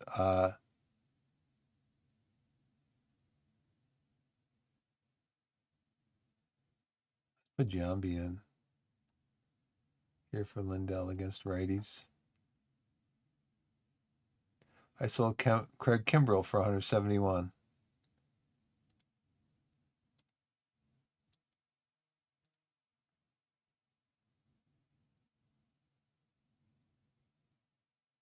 Okay, only a difference of 6 there. Okay, so Giambi, Alonso, and then we're going to go with the next power guys going down the list. Mitchell Murray, Tommy Agee,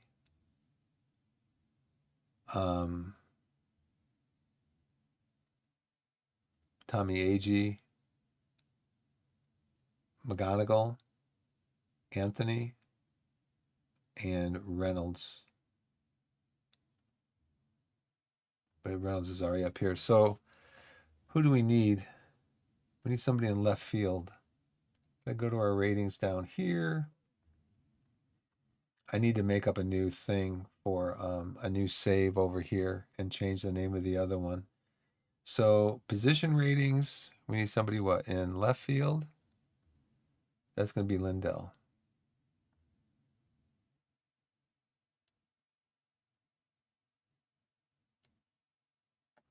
Okay, so where's Lindell going to be hitting again? Let's go back to our batting ratings, gap power, regular power. So he should be after Mitchell Murray, I'm sorry. Mitchell Murray needs a last name. So we've got our up to our cleanup guy, and then just as far as power goes, we got Murray, Lindell, AG, McGonigal, and Anthony. So now left-handers. We're gonna still leave Alonso in there.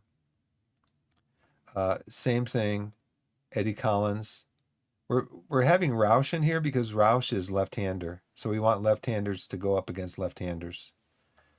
And then we're looking at power, gap power.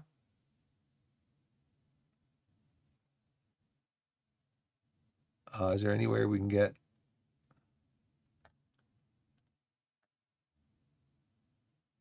Is there any way we can get Giambi in here?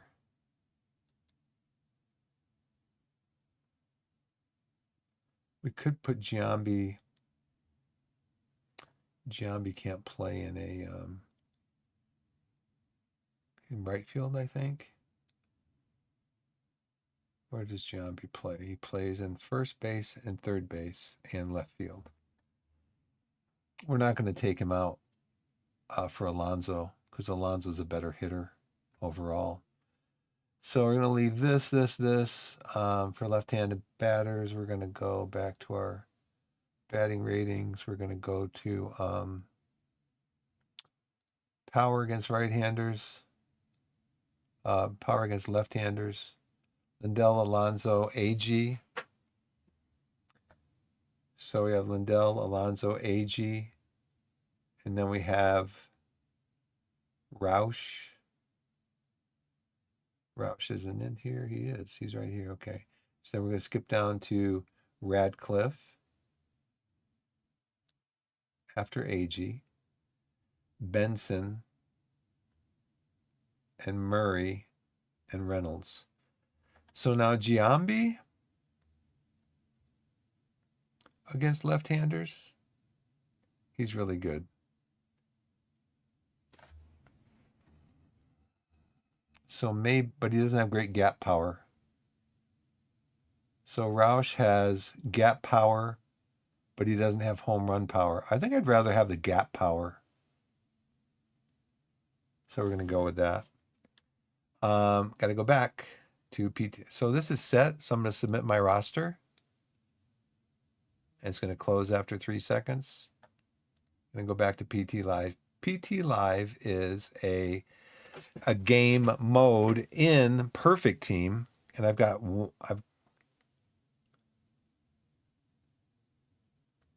oh, it's already submitted the team. I didn't do this quick enough. If you look at the rules here, rosters may be submitted until 15 minutes before the first game of the day. 7 a.m. Eastern time if no games are played. So 7 a.m. Eastern time, that's like 5 a.m. my time out of the park development. Really? If there's no games being played, I have to submit my roster the night before, I guess. Okay, so this is a game mode where you actually pick your cards. These are all cards that I own. And you pick them based on how well you think these players will do in today's games. You can have a maximum of 2 perfect cards, 3 diamond cards, and 4 gold cards may be used on the roster. However, lower cards may substitute for higher spots. That is, you may use 5 diamond cards and no perfect cards. So, for example, I don't have any perfect cards. I will. Hopefully, multiple perfect cards later. So I could actually use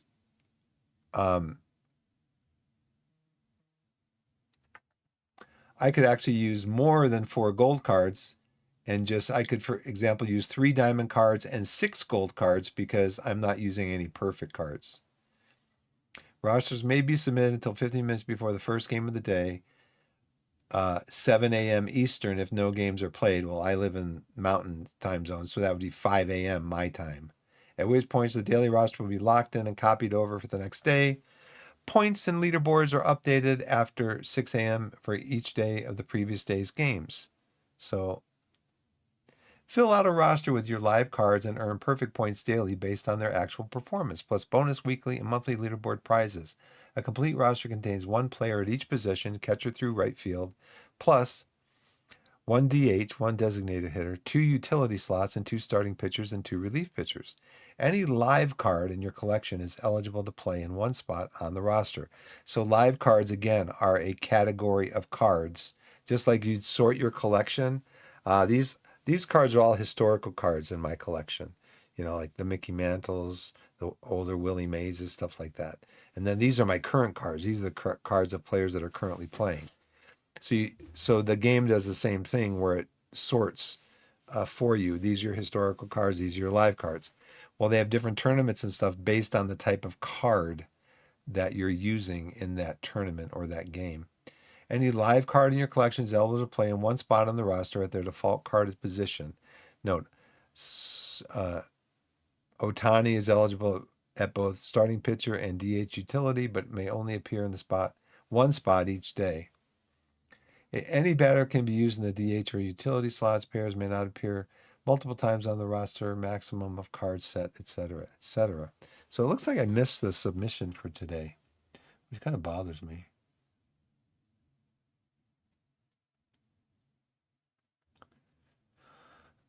So I've got, for starters, Will Warren and Matt Waldron, and they're not pitching today, of course, because they pitched yesterday. I have these relievers, I have these utility guys, and I have these batters.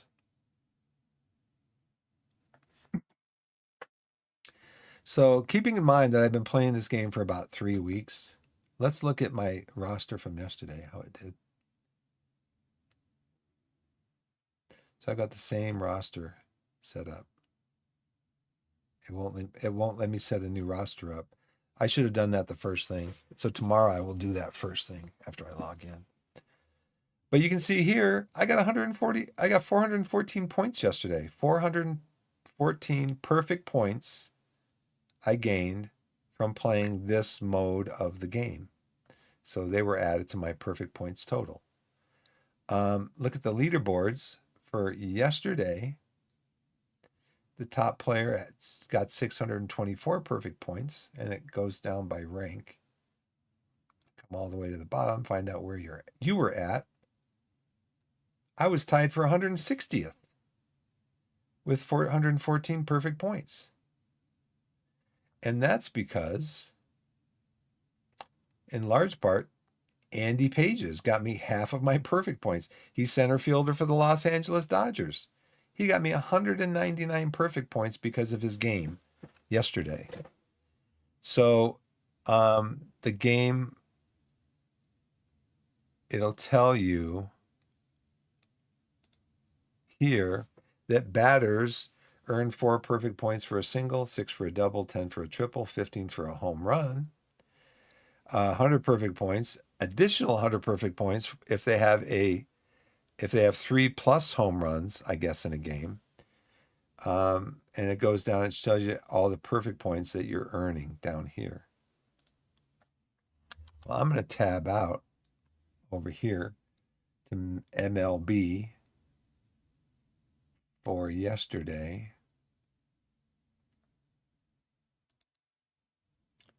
And he plays for the Los Angeles Dodgers. So I'm going to try to find that game.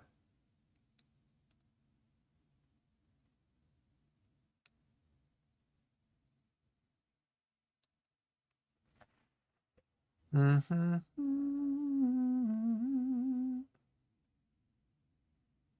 I'll probably go back one more, huh?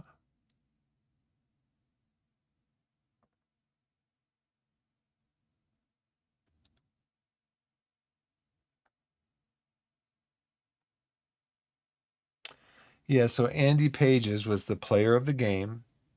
He had 5 at-bats, 3 hits. Woo! That's where I got my points. He had 3 home runs, 6 runs batted in, 3 R, whatever that is. He had a 17.2% WPA.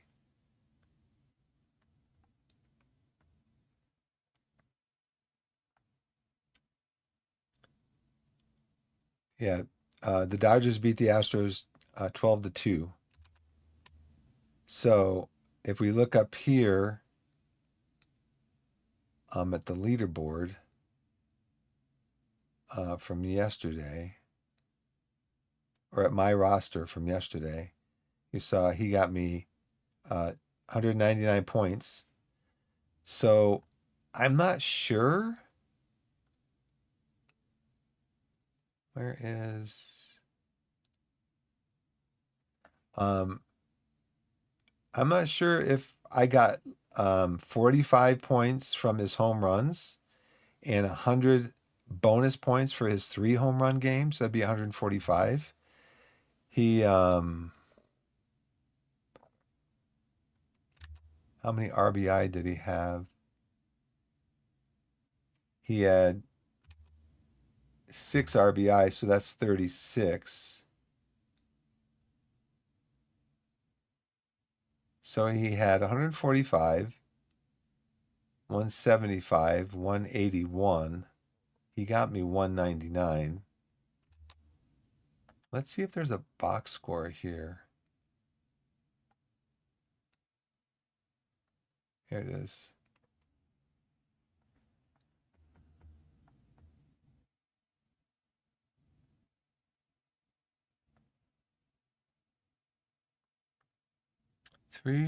Three hits,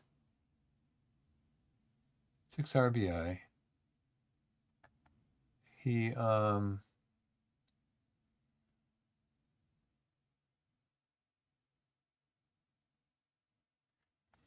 else did he do?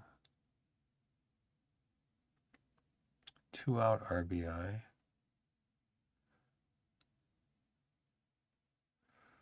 I don't know where he got his other points from, but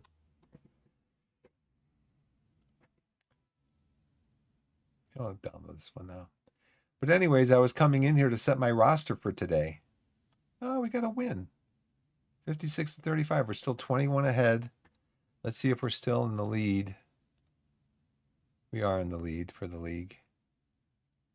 Where are we as far as where Baltimore is? Baltimore still only 1.5 games behind us. I tell you, we win, they win. We lose, they lose. And just the gap just is really tight. They've lost 5 in a row. I think their streak before that was like 6 or 7 wins in a row. They've lost 5 in a row. So our magic number is 72. My understanding magic number is any combination of us winning and Baltimore losing, and we win the division, 72 games. So if we win our next, 42 games and they lose 30 games, then we would win the division. I think that's how that works. So I'm going to go back here. So see now, I'm going to have to set this tonight before I go to bed.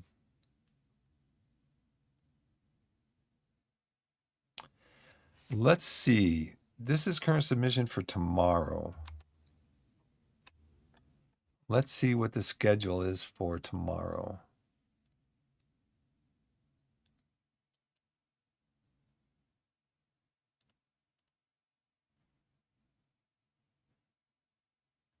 Earliest game starts.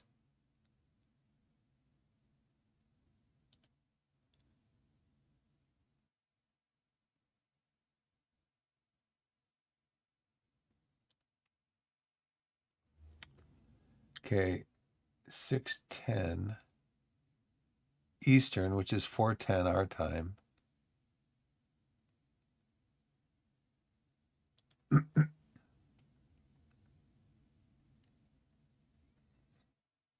Yeah, so it looks like I'd have till 4 o'clock tomorrow to submit these. Today, yeah, see, game's already started. It's already the top of the 5th inning. Texas and New York.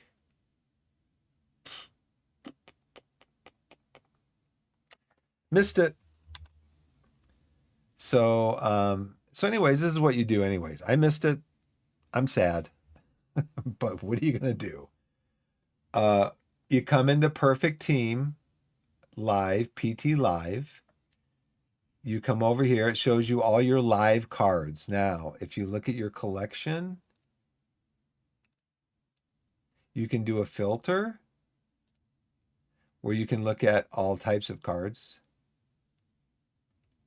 You can, looks like I have 2,931 cards. I don't know. I'll have to check that out. You can look at all your non-live cards. You can look at all your 2026 MLB live cards. So I think this is what shows up in the game. That mode, PT Live. You can like Negro League cards, Rookie Sensation cards, All-Time Legend, Historical All-Stars. These are all the categories of cards right now that the game has.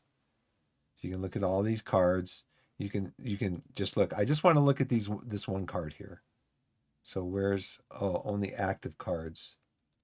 Click on that. That's why I wasn't seeing everything. It's kind of hidden down here. I didn't see that. Oh, there's a little thumbnail right there I just found. Yay. So now all types. It should be loading up all my cards.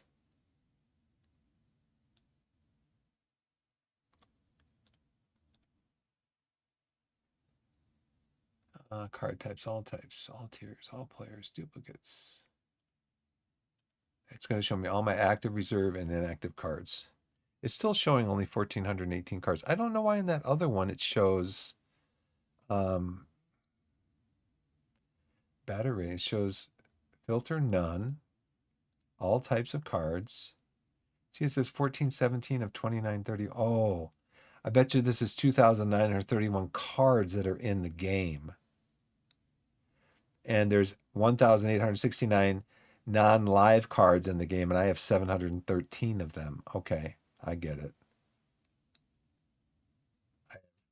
0 PTCS cards, 0 Clubhouse Edition cards, 5 Mission Edition cards. Okay. So that's what that is. So let's go back over here to, not that, I just looked at that.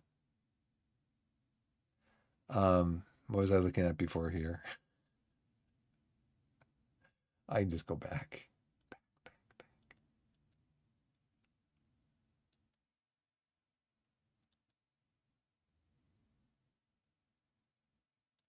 I'm just looking at all the active cards. I got to remember that for that. I will be right back.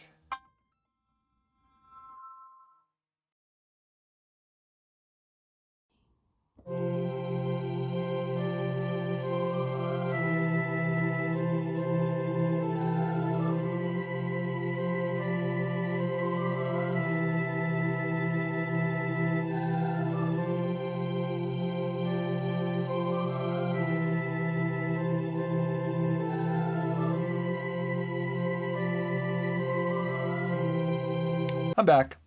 I just got a call, toll-free call from some number, didn't recognize. And you know what? When I do that, I answer the phone. I say, hello, hello, because apparently you're not supposed to say things like, you know, if somebody's calling you like from the other room, they might say like, Dad, and I say, yes. You're not supposed to do that. You're not supposed to answer that way. You're supposed to say hello, just like Alexander Graham Bell did. Ahoy. I should start answering the phone that way.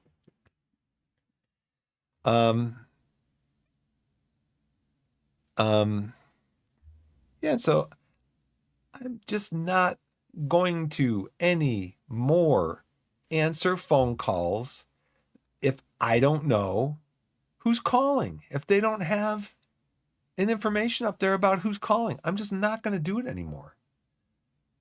I wish a way you could put something on your, I'm just going to let it ring or just hang it up right away. Oh, the reason I was showing you here is because we were looking at, these are all the live cards that I've got that I can use in Perfect Team Live. Okay, I got all these cards I can use in Perfect Team Live. What you do is, before the deadline, before the submission deadline for that day, you come in here and you check and you say, okay, the first thing I'm going to pick is my starting pitchers. You want to get them in there because you might get some points from these guys if your team carries over to the next day, if your roster just carries over to the next day, because these guys are like all day players. Like Liam Hicks got me, Liam Hicks the other day got me 76 perfect points.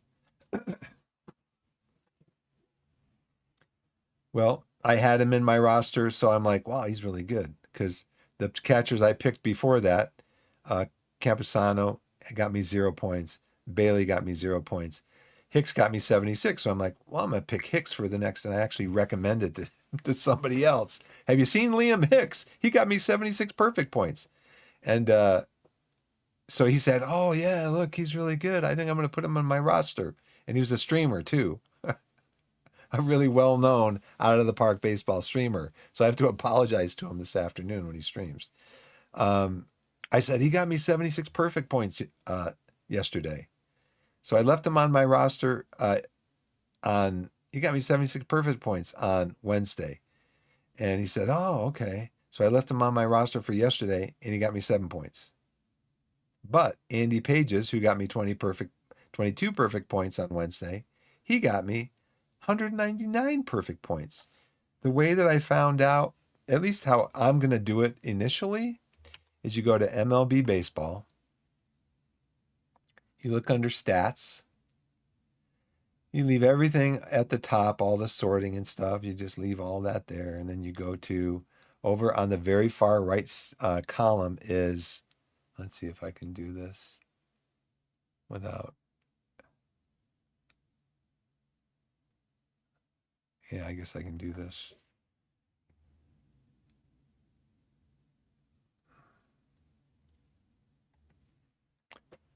So on the very right-hand side here, I know it's really small. You might not be able to see it very well.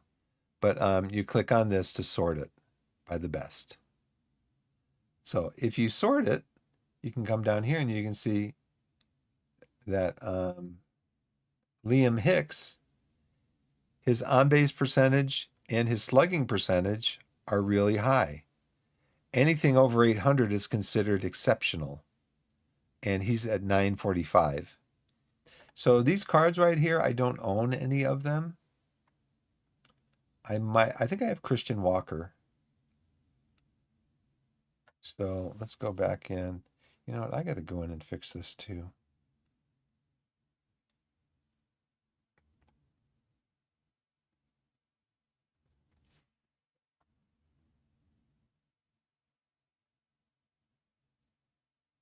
Let me go into, see if I can go into Stream Deck. Go here. Right click this, copy. Come back over here. Right click this, paste. Okay. So let's try this. Back to this.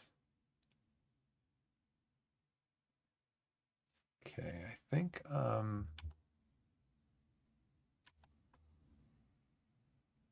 Christian Walker. Yeah. He got me 10 points the other day. Didn't get me any yesterday. But yeah, for batters, I think this is a really good indicator. The sum of on-base percentage and slugging percentage. On-base percentage is the rate at which a batter reached base in his plate appearances. So there's a difference between plate appearances and at-bats. But plate appearances is really what you're looking for. And then slugging percentage is the rate of total bases per at-bat. And it gives you the formula there. Pretty cool. So it's a combination of this one and this one to get this number here. So he gets on base a lot, and he also gets a lot of bases. So getting on base could be a double, a triple, a walk, a single. Could be, I'm not sure if hit by pitch is in here. No, this is just hits plus walks.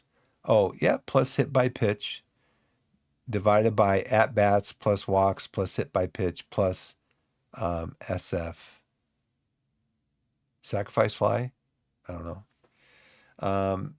You combine these, you get the OPS, which is a really good indicator of how well they are doing as a batter when they're up at the plate taking pitches. And so I've got CJ Abrams in my thing. I got CJ Abrams here. I got a lot of good players. Ozzy Albiz is good. So I won't get any points from these two because they started yesterday. And did they get me any points yesterday? Waldron, starting pitcher, got me 51. Will Warren got me 15. Well, they only start like every 5 days. So I'm not going to get any points from these guys for today. Now, I believe it just submits your team. If you don't have a team submitted, it will just submit your team for, I don't know why this does this. There we go. It's buggy. It shouldn't have to move the mouse down here to get this to show up all the way. Let's see. Rosters may be submitted until 15 minutes before the first game of the day. Game would lock in and be copied over the next day. Points and leaderboards are updated. So I don't know if I have a roster submitted for tomorrow. I don't know. I'll have to check tomorrow. I might come in here tomorrow and look and say I have no points because I didn't get it set. Anyway, no more crying over spilled milk. So basically you come in here. The first thing I do is I set my starting pitchers because these guys are probably, some of them are just going to stay the same because they're just playing that well. You pick your starting pitchers. I usually, for example, Dylan Cease, he's pitching today against the Los Angeles Angels. He plays for the Toronto Blue Jays.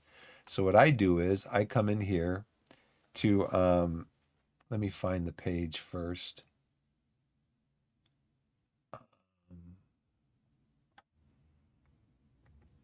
I come in here to game day and I'm looking for, who was it against the Angels? Who's he playing? He plays for Toronto. Okay, so we're going to come back over here. We're looking for Toronto.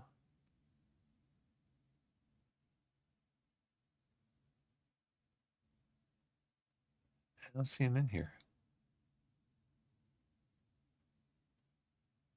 It's today, right? Today is, yeah.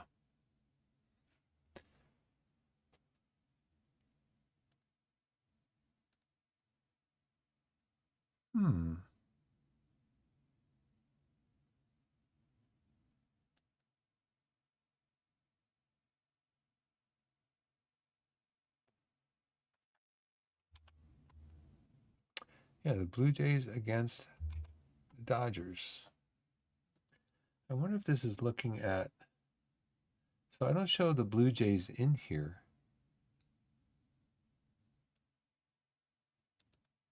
So I think what this is looking at is tomorrow's games. Yeah, the Angels against the Dodgers for tomorrow.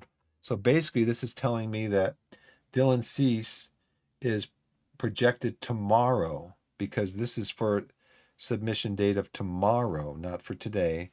He's projected to be starting for the Toronto Blue Jays against the Los Angeles Angels. So if you come up here, you can see up here the LA Angels on May 8th, LA Angels. Click on that. And you see that the game is in Toronto, so it's a home game for Cease. Home games are better. Teams typically do better at home than they do on the road. But we're going to look over here. The Angels are 15-23. The Blue Jays are 16-21. So really, they're kind of even as far as their record goes. They both have losing records, but they are playing at home. Cease is pitching against Detmers. Cease has a record of 2-1, 2 wins, 1 loss. He's got a 3.05 ERA and 56 strikeouts. Detmers is the opposite, 1-2. He's got a higher ERA, less strikeouts. So what we can also do is come down here and you can see how the LA Angels historically, I don't know if it's this year or last year or historically every time that they've played against each other, you can see how well the batters have done. And so you can see here that the average, the highest batting percentage that a player has against him on the Angels is Neto. He's had 2 home runs, 3 RBIs, and 7 at bats. So he's batting almost 500 against him. So you can see here also the on-base percentage. So the players also, Neto has the highest on-base percentage against him. So the LA Angels tend to hit Cease pretty well, as opposed to what Toronto does against Detmers. I don't know if you added all these up. It'd be nice if they added them all up at the bottom here. But, I mean, because they're at home, I don't have Detmers.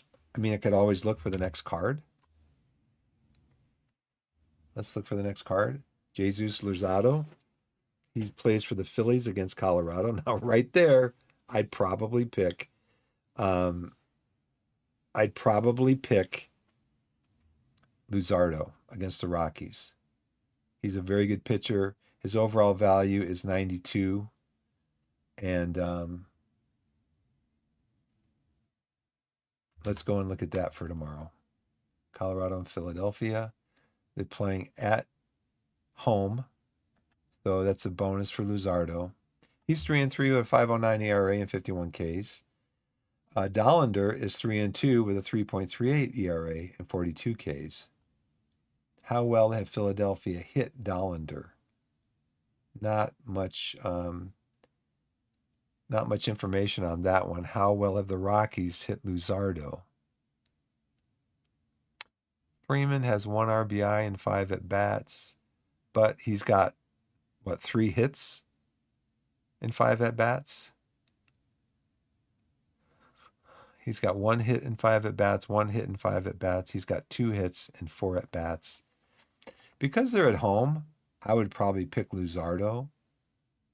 Now you can also do a deeper dive, and you can go in to see what his he's got 3 wins, 3 losses, 5.09 ERA, 7 games started. He's pitched 40 innings, so he's pitching about 6 innings per outing, 51 strikeouts, and his whip, which is his walks and hits per 9 innings pitched. No. Walks and hits per innings pitched. So he's averaging, giving up a combination of 1.28 walks and or hits every inning that he pitches.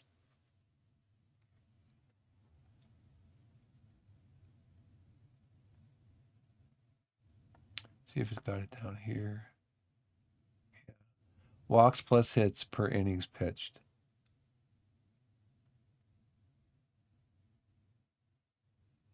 His best year, he won 15 games. Last year he was 15-7 with them. Well, pretty good.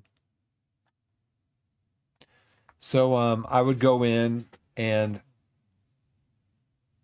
I mean in the I gotta switch this back over, sorry. Let's just go back here. So again, I was looking at the Rockies here versus Luzardo. It is being played in Philadelphia. Philadelphia is 17-20. The Rockies are 14-23. I think the Rockies have won already. They've won more games than they did all last year. But I was comparing Luzardo versus Dollander. They're pretty comparable. Luzardo, I think, has more innings pitched. But then it shows you down here, Philadelphia batters against Dollander and Colorado batters against Luzardo. I would probably give the nod to Luzardo. But again, probably what I would do is, and again, you come over here and you can see his kind of deeper dive into his stats and stuff. See what it was like in his last game. His last game was on April 3rd. He won the game. April 3rd, May 3rd. He won the game. He had a 1.28 whip. So anyways,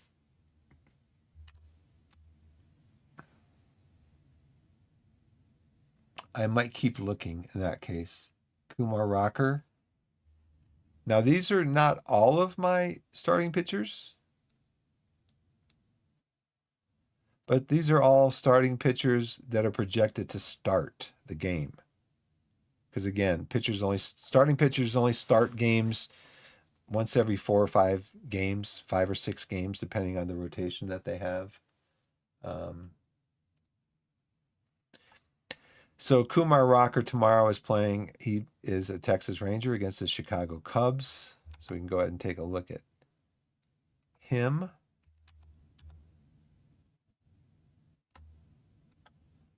Let's go over here.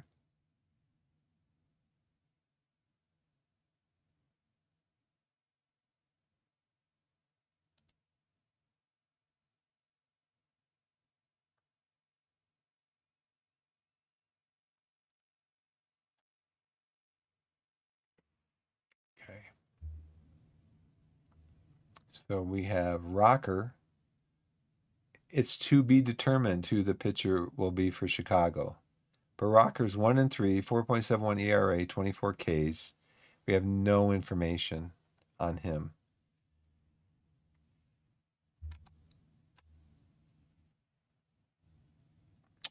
Ryan Nelson is going to be pitching for Arizona against the Mets. Let's go ahead and take a look at them.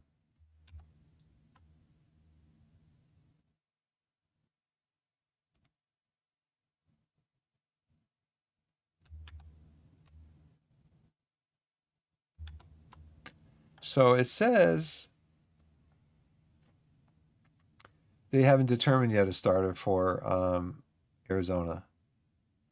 But if you come up here, it's being played at home in Arizona. The Mets are 14-22. The Diamondbacks are almost 500, so they're a better team right now than the Mets are.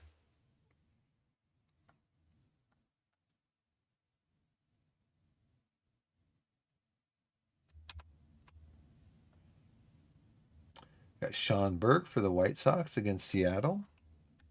Let's see. Look at him as a possible starter tomorrow.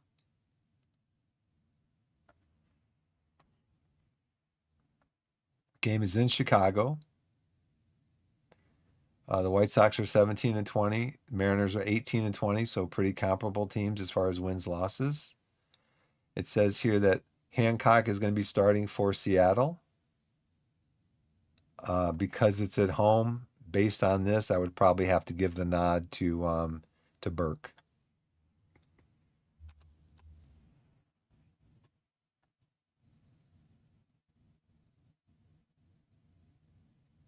And we have Hancock down here also. We wanted to pick Hancock. He's pitching tomorrow. Burke is pitching for the White Sox. Hancock's pitching for the Mariners. But what I'm going to look for in here is I'm going to look for teams that are like playing really well. So I think Detroit's playing pretty good. Let's go to that game. They're playing against Kansas City tomorrow. And they're projecting Montero to start. Detroit is 18-20. The Royals are 17-20. It's in Kansas City.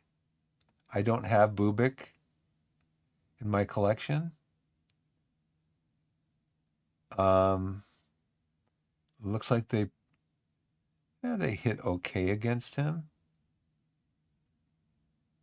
But Kansas City versus Montero, yeah, that looks a little dodgy. Pretty high on base percentage. That could be a game for Kansas City.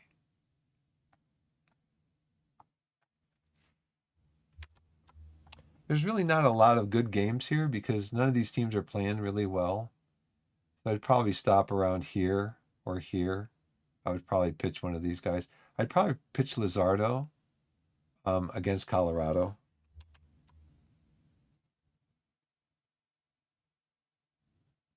Find that game.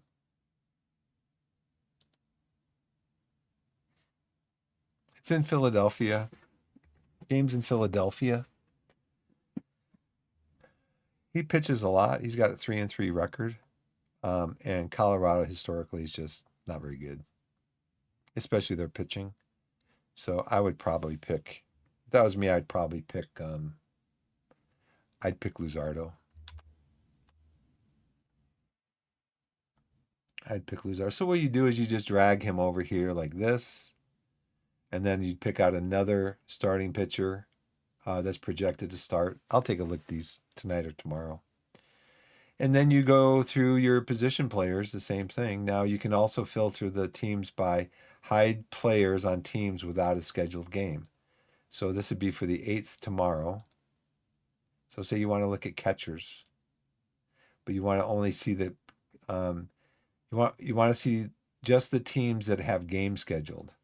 You click on that. So again, let's download this right now. We lost to Campbell River Storm, who is a 500 team. We're back to 20 games above 500.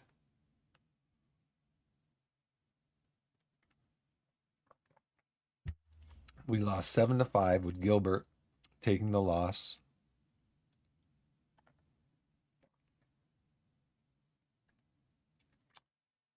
He's only 67.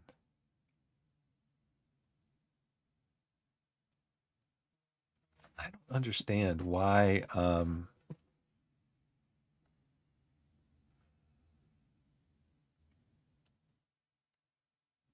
so I want Jesse to pitch next because he's 100. Page is 67, Cease is 40, Gore is 18, Gilbert is 1. Grisenda is ice cold. So I think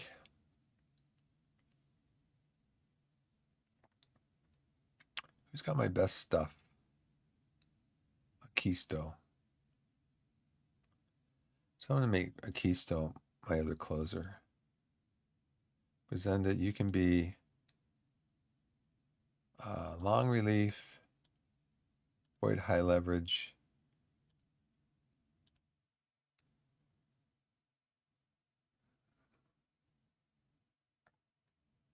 He's cold. Kotz is hot. And Petty's hot. So that's good that he's playing the next game. Okay, I'm going to take an ad break. I'll be back in a couple minutes. Thanks for watching. We'll see you in a couple minutes.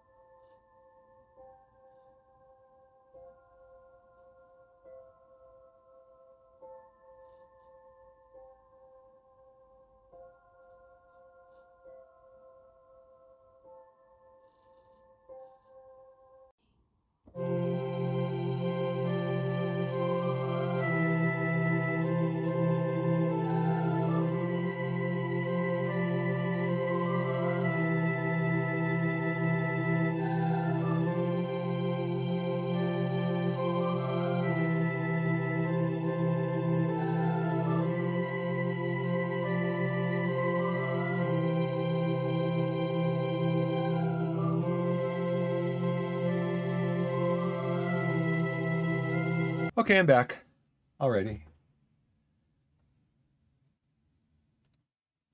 I just took a walk upstairs, unlocked the door for my wife. She's heading home.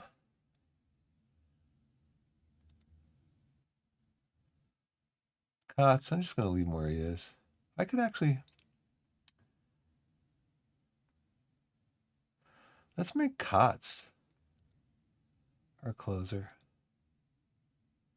And Quisto, you can come back down to middle relief.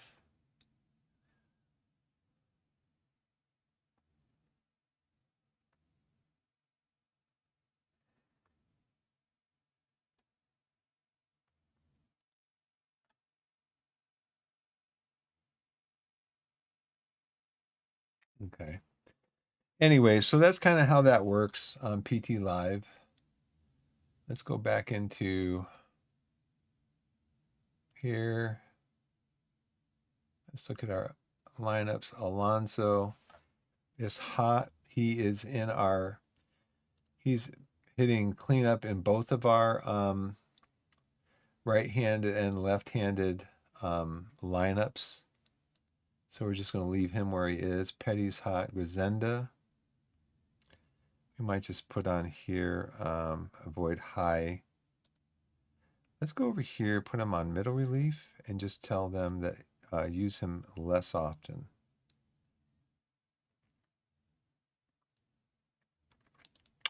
Avoid high leverage situations, like 2 men on base or something like that. Don't put him in because he's in a slump. Cots and Petty are hot. Okay. Got a little bit of a snack here. A nice little, this is kind of like, oh, I wasn't back in the game yet. Sorry. This is kind of like a, I don't know if you're familiar with, what are they called? Palmiers. Palmiers are nice, light French pastries, like a really thin kind of cookie. I don't know if it's made with like, what kind of, if it's made with,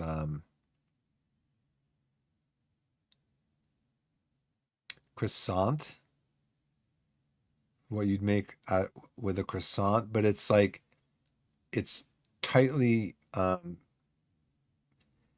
it's like rolled, like really tight, layered and layered and layered and layered, and then cut thin and baked and sugar sprinkled on top. That's what this reminds me of. But it's, so it's a really thin bake. It's really thin bake, and then it's got lemon cream filling. Really good.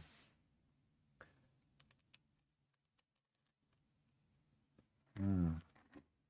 Mm.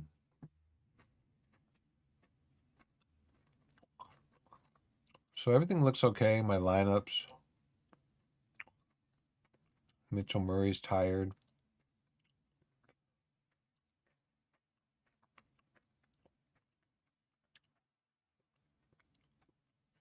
Could put Weaver in.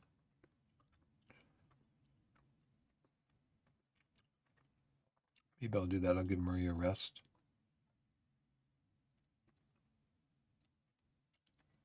For a few games.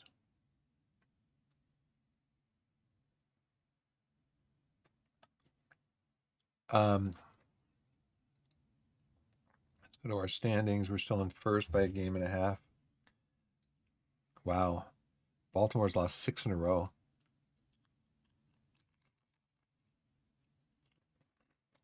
So it's met our team.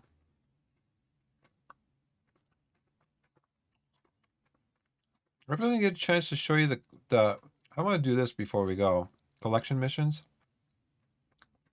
Okay, and so you're collecting cards, collecting cards, collecting cards. That's kind of the whole idea of the game, to build your rosters, get your pitching set up to try to win games in Perfect Team.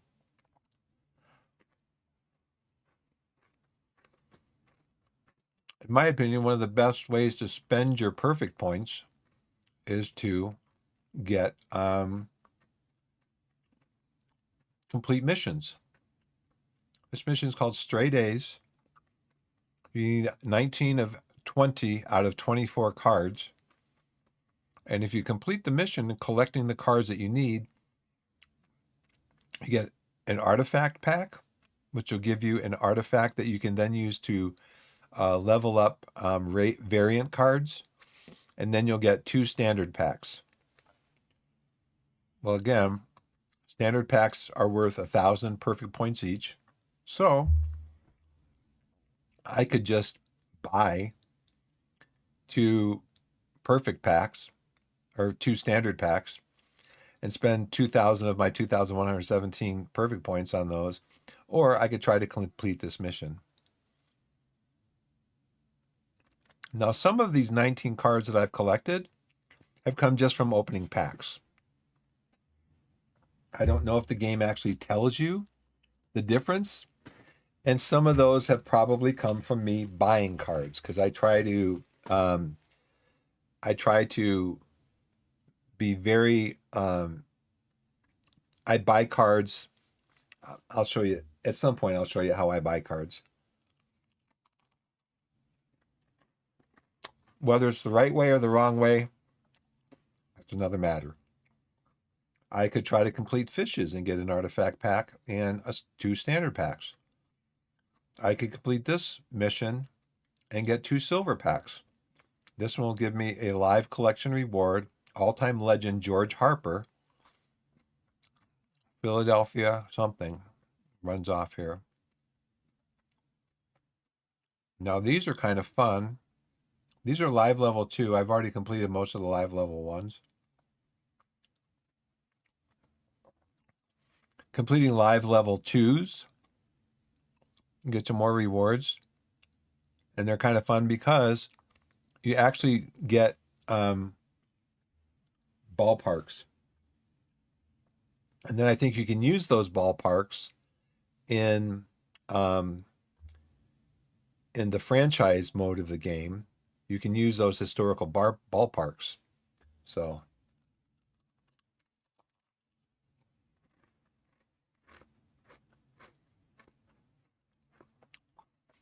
I don't know if I can switch my ballpark.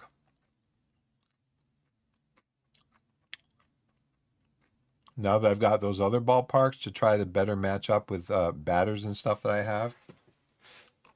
I'm not sure. But you can see, complete this mission, 2 standard packs, 2 standard packs, 2 standard packs, 2 standard packs. Now, some missions are harder to complete than others. You can see here the percentage of the mission, each individual mission that I've completed. You complete this mission, Historical Angels, where you need to gather 14. There's a total of 19 cards. You need to get all 19. And I right now have 14 of them. But if I complete this, I'd get an artifact pack and I'd get historical diamond pack. Complete this mission here, David Ross Catching Colleagues. You get 2 silver packs. Complete this mission, you get 3 standard packs. So that's what I like to do. I like to complete missions. So if I click on this mission here, it's going to show me, and I think we were here before I had to make a change. It's going to show me the 24 cards that are available to collect to complete this mission. It'll show you down here that I've collected, so far I've collected 19 out of the 20 that I need. So the ones that are in color here, I've collected those, 18, 19.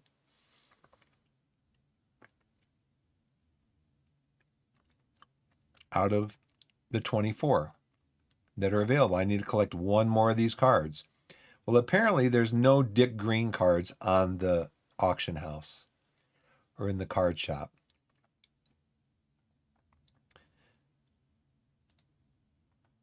Let's see. There is one. It costs 3,500 perfect points. I'm not going to buy that one. Now, some people might be collecting these cards because they want to get just an all A's team. All athletics team. Then these cards are available They're kind of pricey though, so I probably wouldn't try to complete this mission. Now what I could do is, I could say, okay, let's go over here. This will take me into the card shop.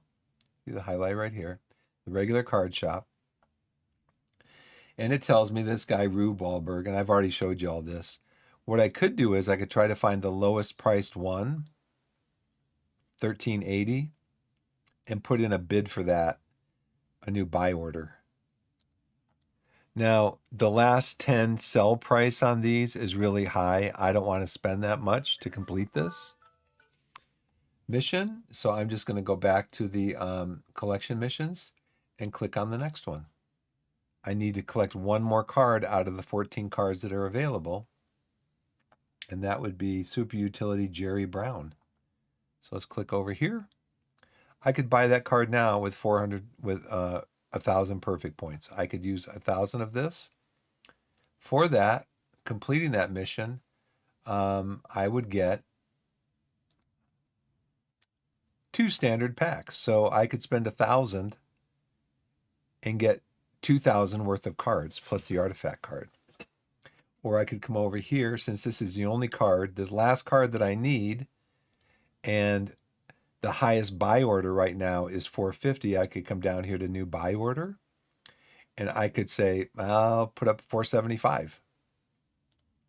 Now, I may have already bought cards to complete this mission. I don't know. So I may have actually spent, I may actually be spending more than 2,000 or for 2,000 to complete this mission, but if I'm buying cards, I'm also getting that card to add to my collection to potentially complete other missions, etc. This one's David Ross Team Colleagues. This is 13 of any 14 out of 15. So I need one more card for this one. And they're pretty expensive, so I'm probably not going to mess with that one. I just don't have the perfect points. But I think what I want to do before I do anything else is let's go in and submit the team.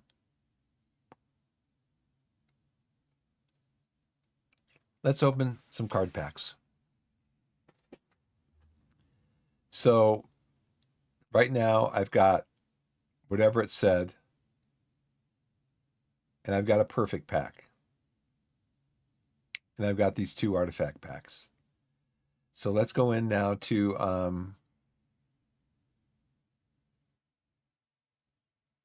let me go into, oh gosh, man, I keep forgetting to go back to the screen. There we go.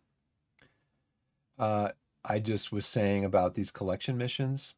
We clicked on straight A's. I need to collect 19 of 20 out of 24 cards.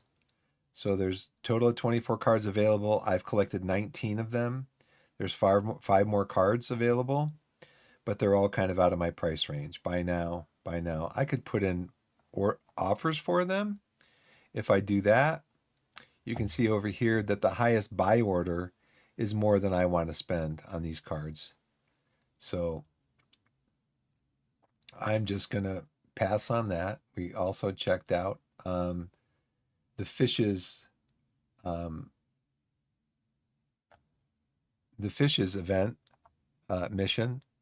And this one, I would need to collect 13 out of 14. There's a total of 14. There's 6, 12, 13, 14.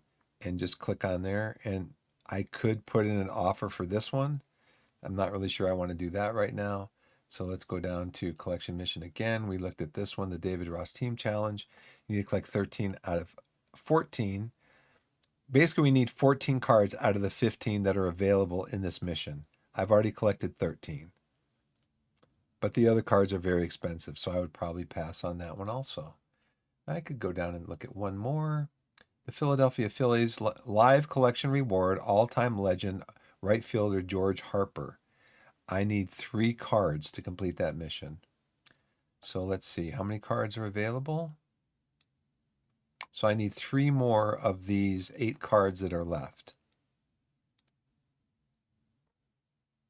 26 of 29. Let's see what's available. And they're pretty pricey also. So I don't think I would do that. I can put in bids for those cards.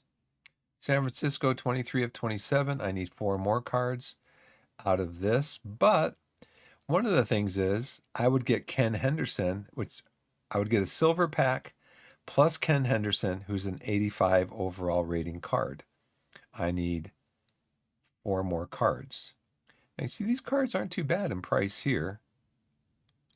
But again, I've got a bunch of packs to open. So I think I want to do that first. Oh, I got a sticker.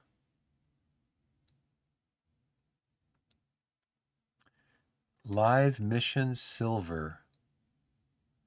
I don't know what that means. Opened 100 packs. I'll have to Google that.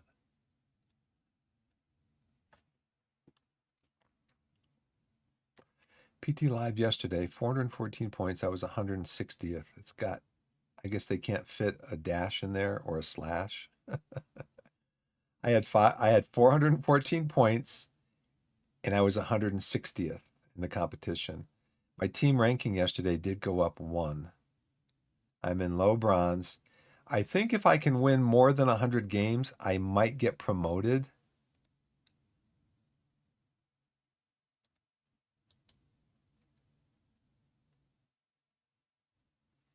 I'm not sure where to look at that.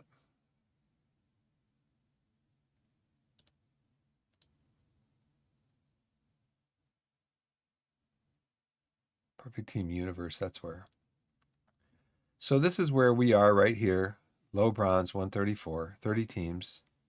And it gives you information on the league. There are currently 258 leagues and 7,746 teams. So yeah, it's at between 7,000 and 8,000 players.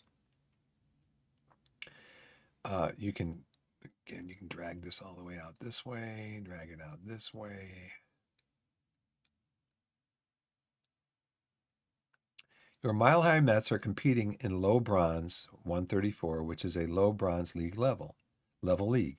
After the playoffs are over, they typically end on Sunday evening. The servers will determine which teams get promoted, ranked by playoff result first, winning percentage second, or relegated, ranked by lowest winning percentage. At your current level, approximately no teams are promoted, no teams are relegated. Teams with 110 or more wins in the regular season may skip levels to promote faster. Good luck. So I'd have to get 110 wins. Right now, we are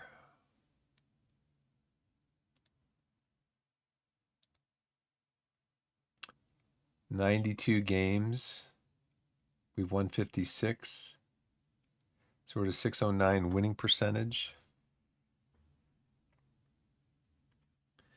So let's go back to the calculator. We're going to go 162 times 0.609, 0.609. Okay, I'm on pace to win. If we keep up the current pace, I'm on pace to win 98.658 games. So that's not quite 110. But maybe something will happen when we do this.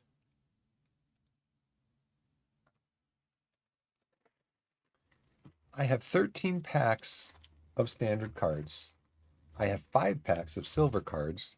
I have 1 pack of perfect cards. This is going to be my very first perfect card. Like I said, I think I have about 15 diamond cards. This will be my very first perfect card. Now, I don't think I've opened up packs on stream yet. Hey, Blessed, what's going on? Thanks for coming over. Let's see, what time is it? 11:53? You've been here since 42. I hope you're still here.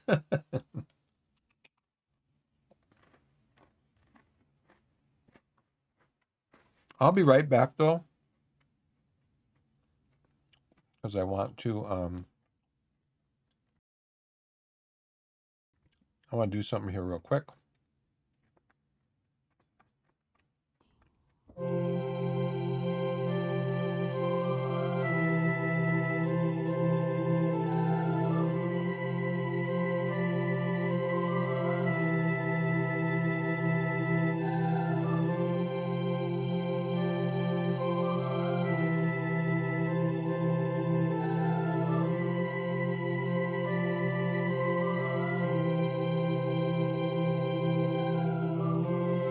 Okay, I'm back.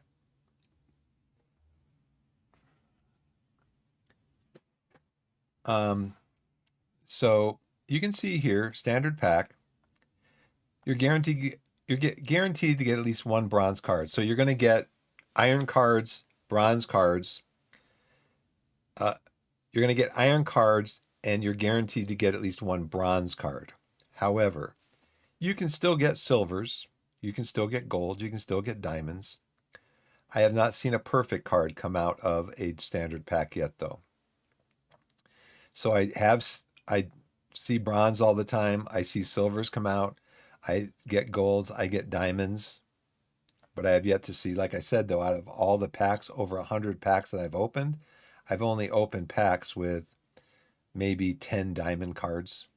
And I think I've got other diamond cards, but that was through completing missions. And then I've never seen a perfect card come out of here. Now, it says that I think this is not number of packs that you open, but it's the number of cards that are revealed. On average, 1 out of every 10 cards is a silver card. I've actually opened packs. Not uncommon. I'd say maybe it's happened maybe a half a dozen times. I've opened up a standard pack, and I've got 4 silver cards in a standard pack. So it's just anything goes at this point. So let's go through this. We're going to start on the first pack. Let's see what happens.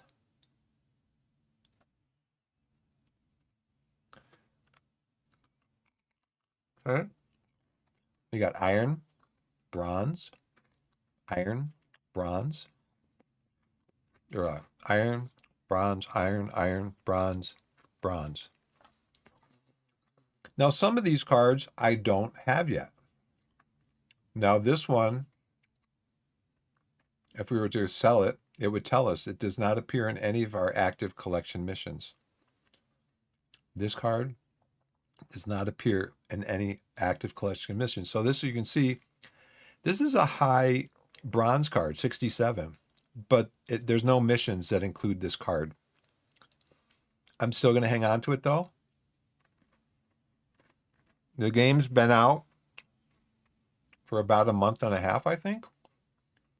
And so they keep releasing missions all throughout the year, I believe.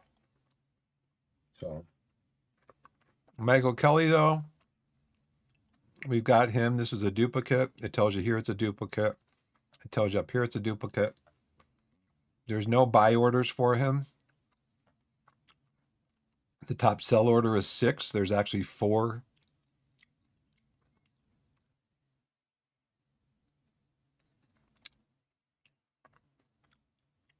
The asterisk denotes you have an order at that value.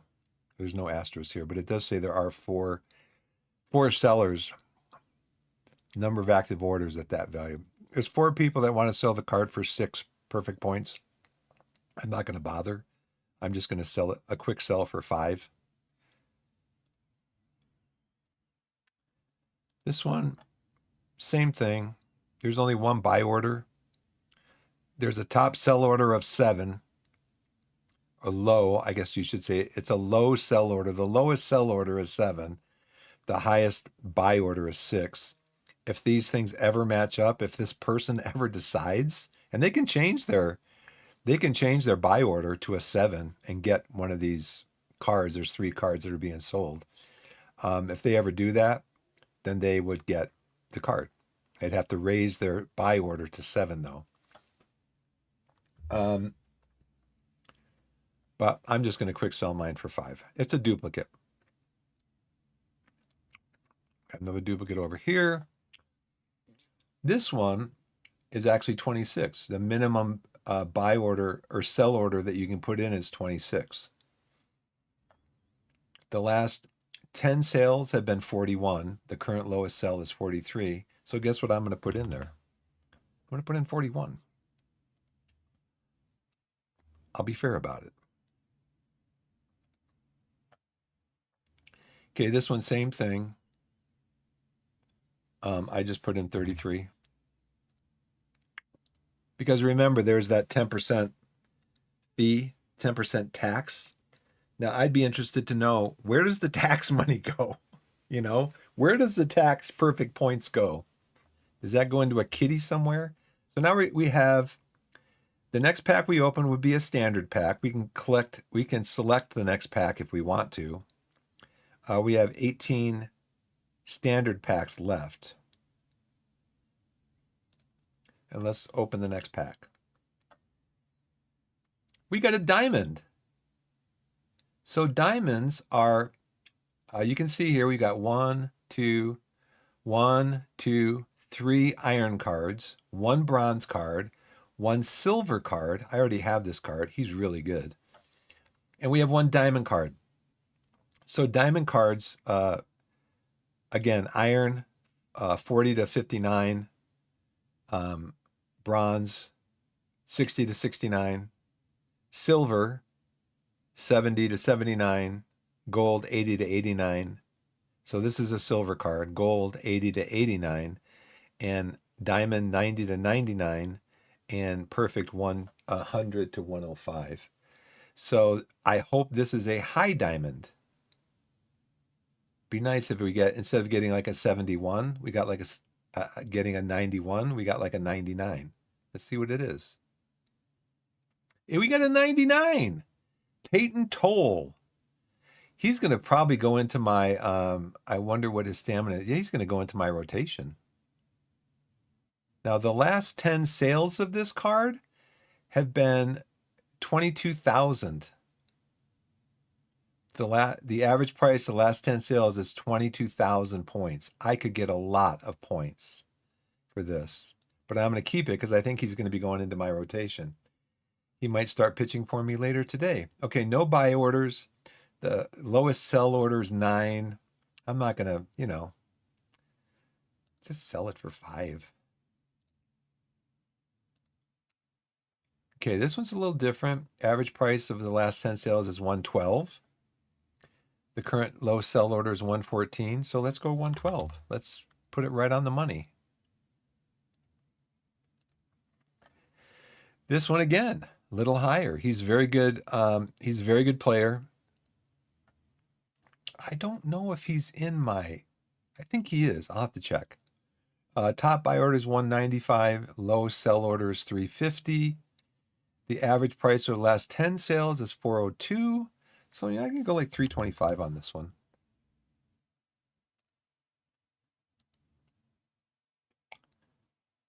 This one, got a buy order of 17, a sell order of 51. I think I'll just go 44 on this. One of the reasons I'm doing 44 instead of not like 47 is like I just have to hit the 4 twice and it's done. Okay, again, no buy orders. Yeah, I'm just going to sell it for 5, take the money and run. Now, this is a really good card. Really good card. I asked for a high diamond, and what did I get? Out of a standard pack, I got a high diamond. Let's go. Another diamond. Another diamond. I got a few, got some irons here. Sparky Anderson, he used to manage for the Cincinnati Reds. I got a couple of bronzes. Another high diamond. 98. Babe Adams. Babe Adams is great against home runs, got great control, great stamina. He's not very good at strikeouts, though, but he's really good. Now, how much would this card sell for? If I'm not going to put him in my rotation, I'm going to make some money on that card. Okay, let's sell this one. Again, no buy orders. Nobody wants the card. It is part of active missions, though, so it is worth something to somebody, but not very much. It's not worth having me put it and having it sit in my... You can only have combined up to 100 combined sell orders and buy orders in your...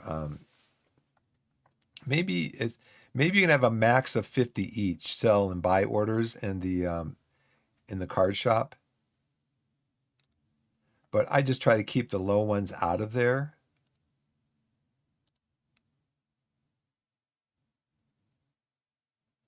That one I should have just sold that one. I might go back and change that at some point. Open the next pack. Another diamond. How about a perfect card? No.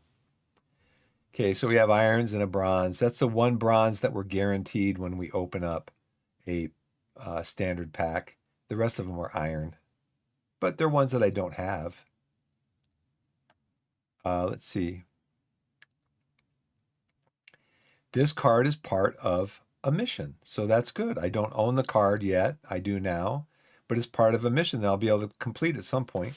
This card is part of a mission that I didn't have, so now this will help me to complete this mission.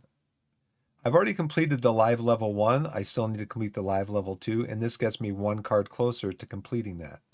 So we're going to hang on to that one. We're going to sell the duplicate again, just for 5. Duplicate, just for the 5. Duplicate. I'm going to sell it just for the 25 because there's no buy orders.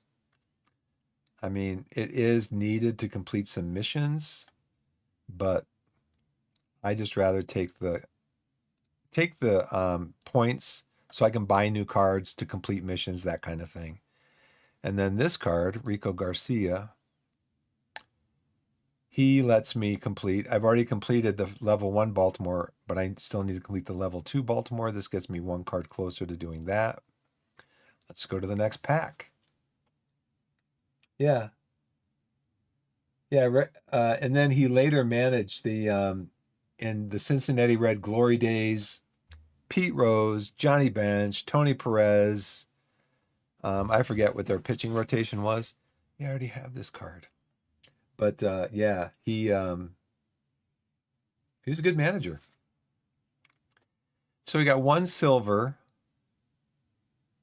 a couple of bronze, some bronze, and a iron. This one, it doesn't belong to any active missions. This one is a duplicate, so we're just going to sell it for 32. Let's go with that. I already have this card. It's selling for really cheaply, so I'm not even going to bother with that one. This one is a duplicate. The lowest is, I'm going to put 44 because, again, it just lets me put in that number twice. I don't got to fiddle with the keyboard. Let's go to the next pack. Start with an iron. Iron, 2 bronzes. But cards that I don't, 4 cards that I don't have. I've actually gotten packs where they're all duplicates. That's becoming not uncommon. So yeah, same thing. Sell it. Get the points. This one is a new card that's adding to my completion of level 2 Chicago Cubs, which is great. This card is not part of any current mission. This card is not part of any current mission. This card is not part of any current mission, but this card is, and it helps me to complete that live Chicago Cubs mission. Got a gold card. Got a couple of bronze, couple irons. Let's see what's on high gold. 87. Landon Roop. He helps me complete these missions here. So that's nice. He's not a duplicate. I just got that card. So now, again, same thing here. 5 points there, 5 points here and there. This one, we're just going to go for 26. Even though I think, based on the tax, it's just better to sell it for the 25. I don't know if there's, I haven't found out yet if there's tax when you do a quick sell, or if the tax is only on items that you put in the auction house or in the, he's a duplicate. Okay, sell for 5. I think it's only on cards that you put up for sale, like at the card shop. I can go back and check that in my history. Open another pack. Get some more cards. Okay, we got a silver. Jose Altuve. He's pretty good. He's what, second base? Yeah, second base. We got some irons. We got some bronzes. We got Altuve, which card we don't have yet, but it does help us complete. That we might have already completed this mission just now. I don't know. But he does help us complete that mission if we need it.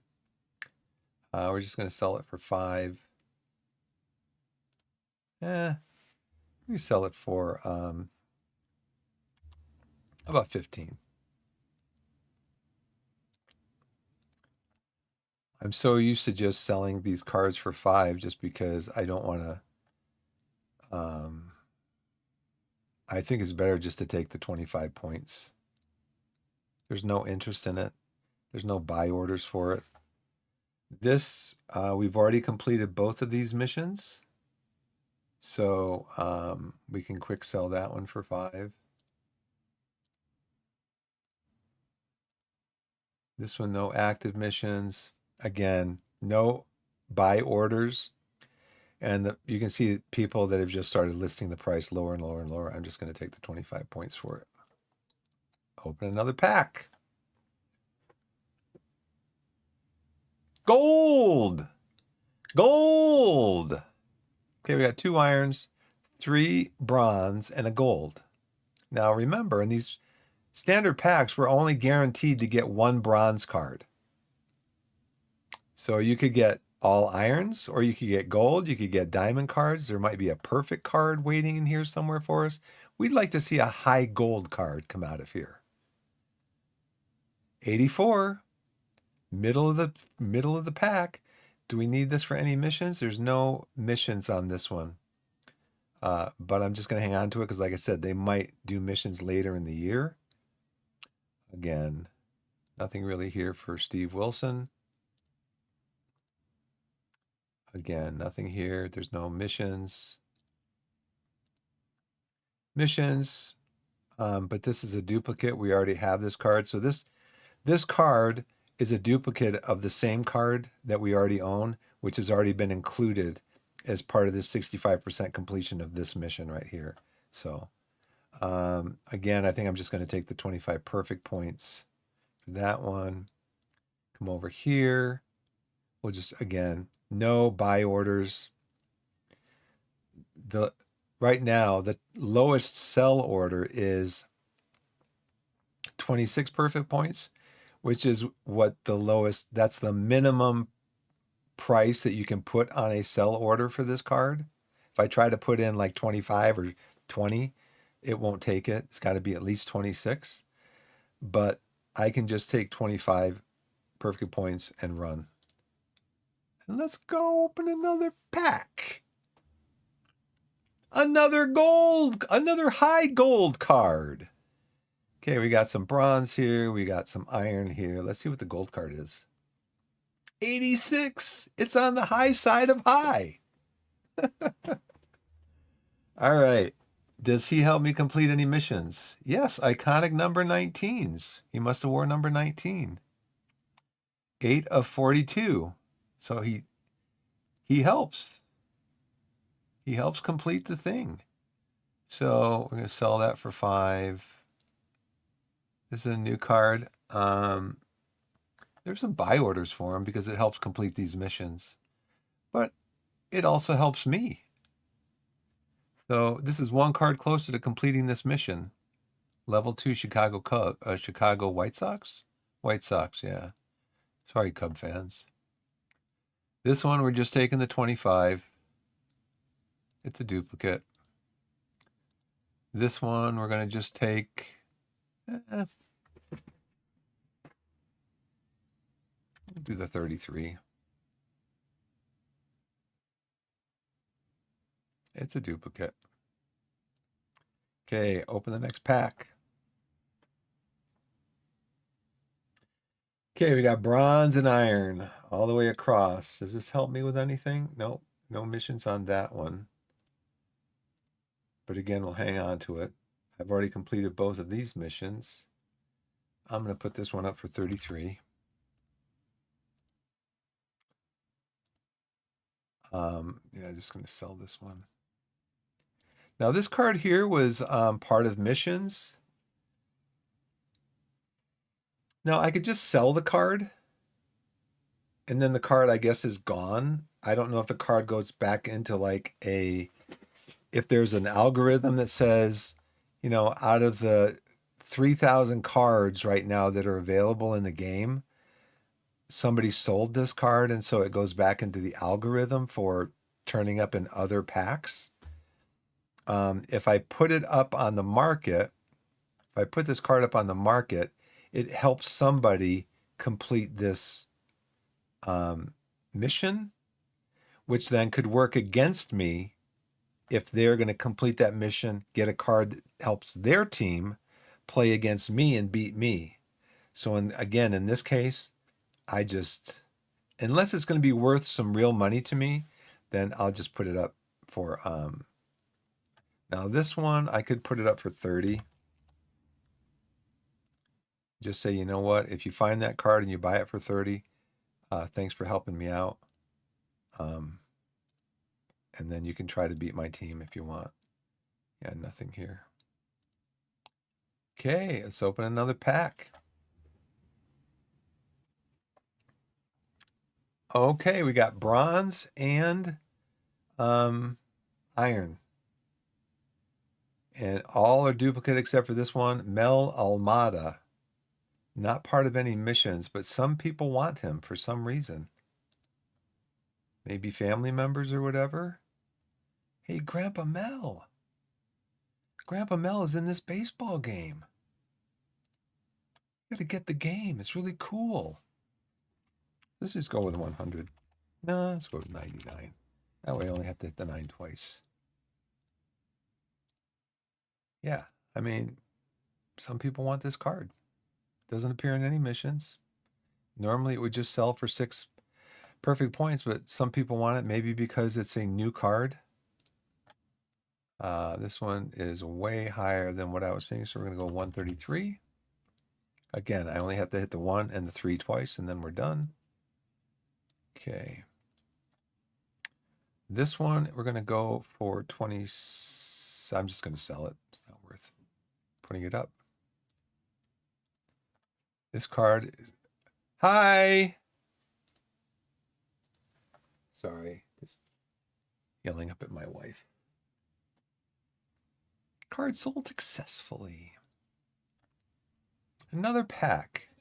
Hi, honey. Gold! So we got 4 bronze, 1 iron, and 1 high gold card. 85, right in the middle. Shane Bieber. Okay, this one, again, the lowest sell order is 27. I can just get the 25 perfect points for it now without having to pay the taxes on it. Same thing here. I'm just going to sell it for 25. This is a new card. Selling pretty well. But again, it's needed for missions, so I'm going to hang on to it to help me complete those missions. Same with this one. And this one helped me complete this mission. This gets me, I did have 4 of 9 before I got this card. Now I have 5 of 9 because it's a new card for me. This one's a duplicate. We can sell it for 33. Let's do that. Help somebody else out. Silver pack. Okay, we got 1 silver, 2 silver, 3 silver, 4 silver. We got 4 silver and 2 iron. But 1, 2, 3 of the silver are duplicates. Does this help me with any missions? It does not, but we'll hang on to it. Okay, 101. 177. That's below 185. Okay. Okay. I have this guy. He's really good. I have him in my collection already. It's a duplicate. I think I played him before. I got him early in my my career in Perfect Team. Got him early. So this one, 374. Let's go 355. Now at some point I might have to adjust these prices. 222 because it's the lowest is 224. Let's go with that. This card is It's part of missions, but I already own the card, so I've already got the card in that included in that mission completion percentage there. So we're just going to sell this one. This one, same thing. I already got the card as a duplicate. So, okay, let's open up the next silver pack. Ooh, Jim Tomei, 79. So we have just the one silver, bunch of iron, and one bronze. How much does Jim Tomei sell for? Not much. Okay, again, we're going to take the money and run on that one. So by the way, all these packs that I've been opening, they are all from completing missions and also from watching, getting drops on Twitch, from watching Out of the Park players on Twitch, which I think I need to probably go over there now and see if they're still on. Yep. So there's several players that stream on several out of the park players that stream on Twitch, and they have drops enabled so that as you watch them, you earn packs of cards. So I'd say it's probably about half and half. The perfect pack that I'm going to be opening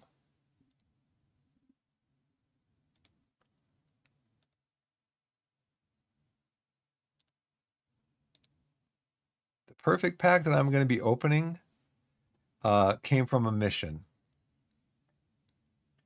One silver, high silver, high-o silver. Got a bunch of iron, got a bronze, got a silver, which I don't have, which is not part of any missions right now, but it might be in the future. The next one's going to be a silver. So we're just going to sell this one. This one part of a mission? Nope. All right. Duplicate, but he's selling for more. So we're going to go 188 on him.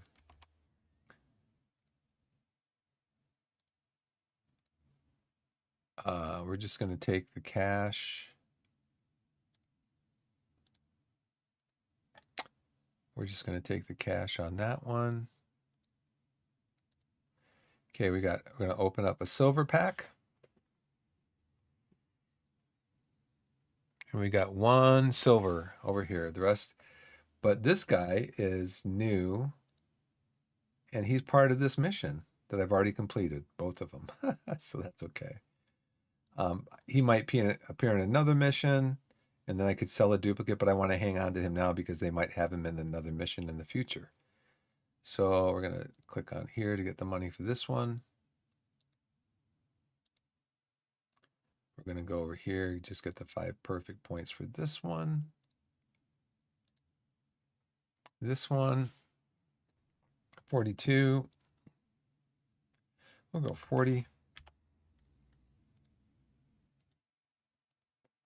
This one is 6 only. Okay, the next one is a perfect, and then or a silver, and then after that is the perfect pack. Got 1, 2, 2 silvers out of this silver pack. And this guy is going to help me complete this mission. And this guy is going to help me complete this mission, which I've already completed. But this one, I've already completed the live level 1, but I have not yet completed the live level 2, but he gets me 1 card closer to completing that. So that's nice. He's only worth 5 to me. He's only worth 5. Just take the money and move on.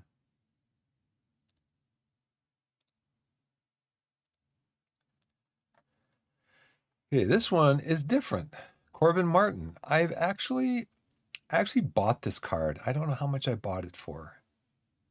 I think I paid like 300 perfect points for it because it helped me complete this level 1 mission, I think it was. And completing the level 1 mission is how I got the perfect pack. So the live level 1.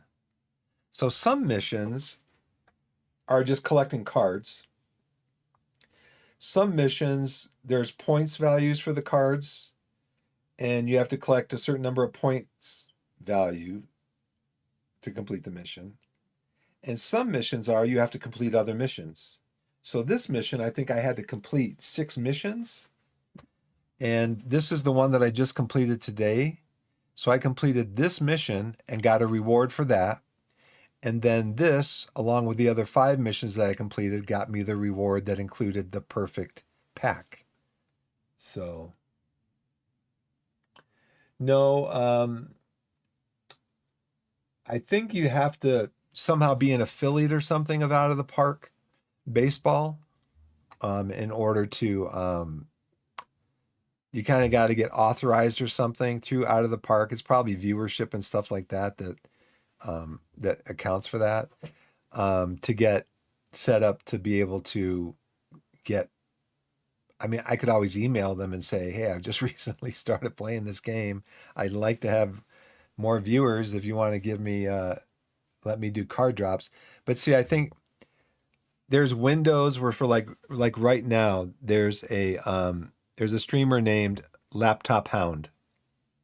And he is, he's playing Out of the Park baseball and he has drops enabled. And so they wouldn't want me streaming at the same time as another streamer is streaming for drops, because that would take away from their viewership. So I'd probably have to stream at like 2:00 in the morning or something. I don't know. But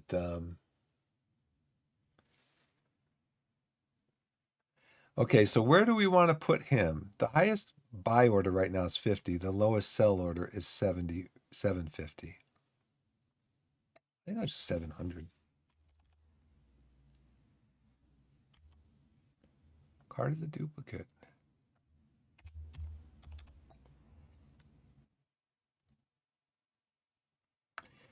Okay. The next pack we're going to open is a perfect pack. It's the last pack that we have left to open. A perfect pack, you're guaranteed to get at least one perfect card, which are the best cards in the game, which go from level 100, overall level 100 to 105. Like I said, I have opened before. You're guaranteed to get one perfect card. I have opened before standard packs of cards where you're just guaranteed to get one bronze card. I've opened several times. I've opened a standard pack and got 4 silver cards, which is the next highest level above bronze. So you're guaranteed to get one bronze in a standard pack. But I've opened packs before with 4 silver cards in them. So drum roll, please.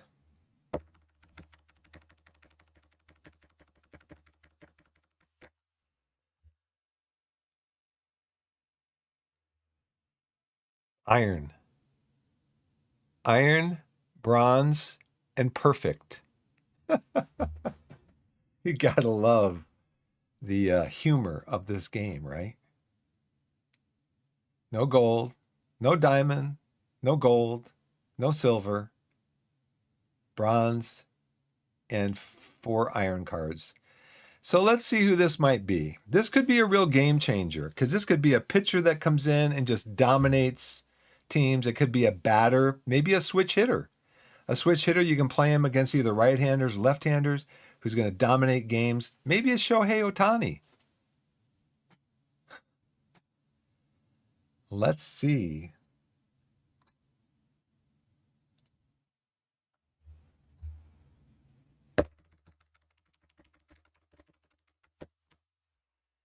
Let's see who our first perfect card. Been playing this game for 3 weeks. Let's see who is our first perfect card. Tarek Skubal. He's a 100. Looks really good. What does he sell for?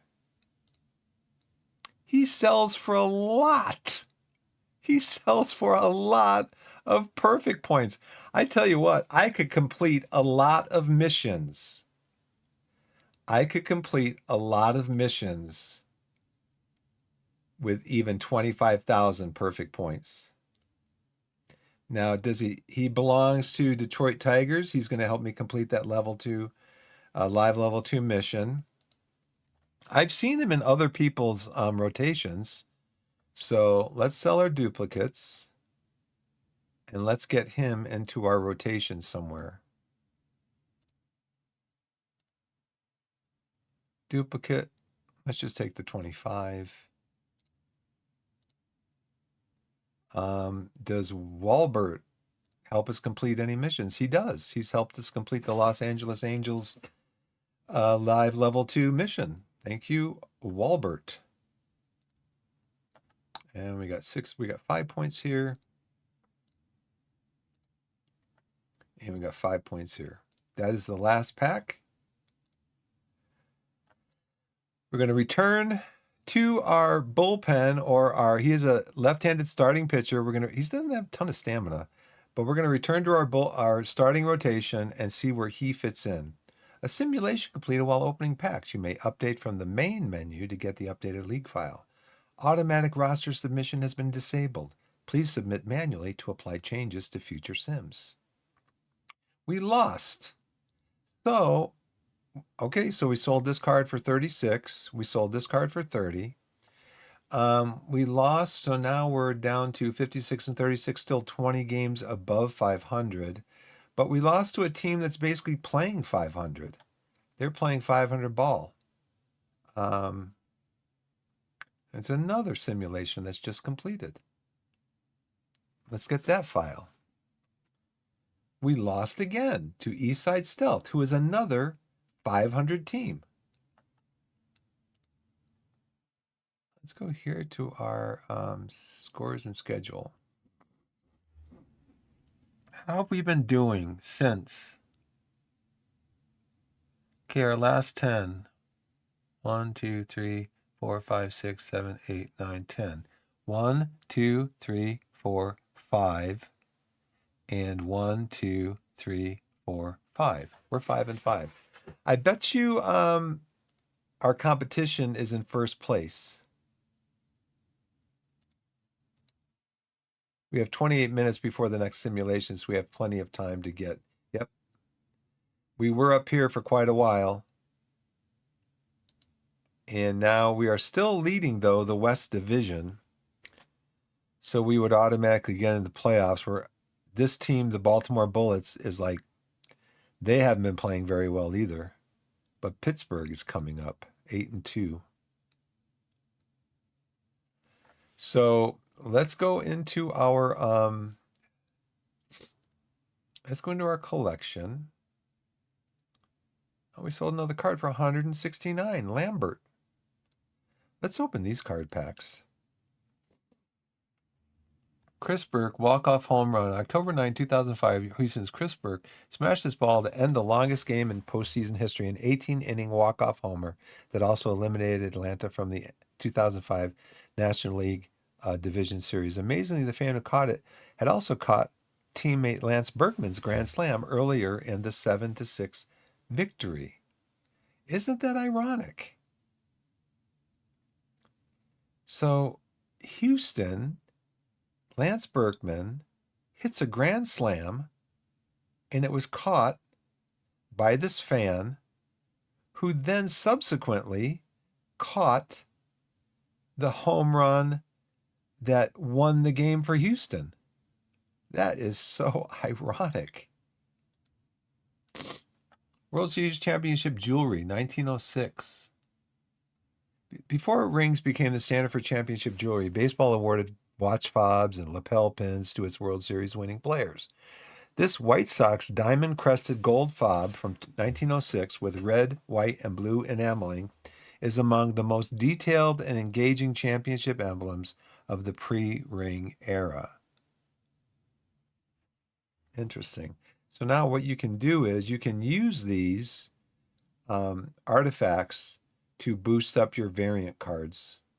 You get variant cards, and you can use those artifacts to boost your variants. But right now, we're more concerned with our team.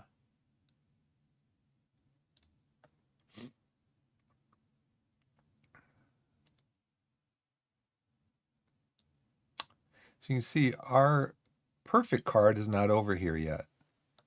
I don't know why, but we got to try to find out. Oh, that's because I have it sorted this way. We're going to do all types. Let's go back here to the manage the roster. Still not in there. We're going to go to looking at all the cards. So we look at overall. Switch it around. There he is. We're going to activate him for sure. So he goes on our reserve roster. I just want to make this one change. There he is. So he's starting pitcher. He is left-handed. So we have 2 left-handers already. Stevenson's hot. Dylan Cease is cold.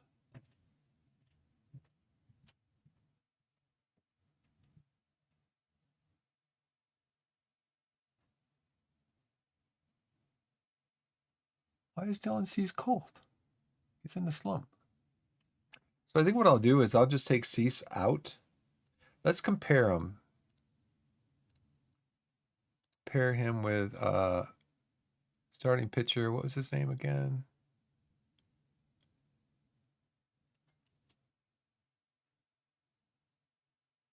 Tariq. Oh my. He is good. He's also is rated as high. But look at this guy pitching. Look at how good he is.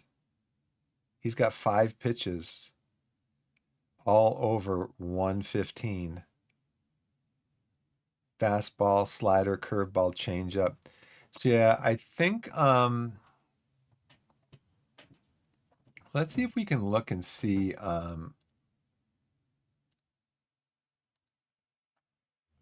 who really is the one we should be taking out. 2, 4, 6, 8. Can I put him over here? Can I have 9? No, I need to get him out of the he's 1 and 3. Let's look at his stats. He's got a 6.12 ERA against him.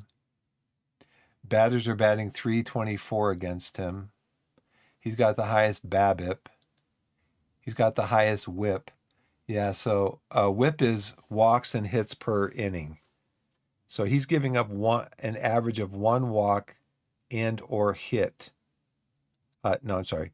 2, almost 2 walks and or hits per inning, every inning that he pitches. He's not bad on home runs. It's probably because his HRA is 90. How many strikeouts does he have per 9 innings? He's getting 8.6.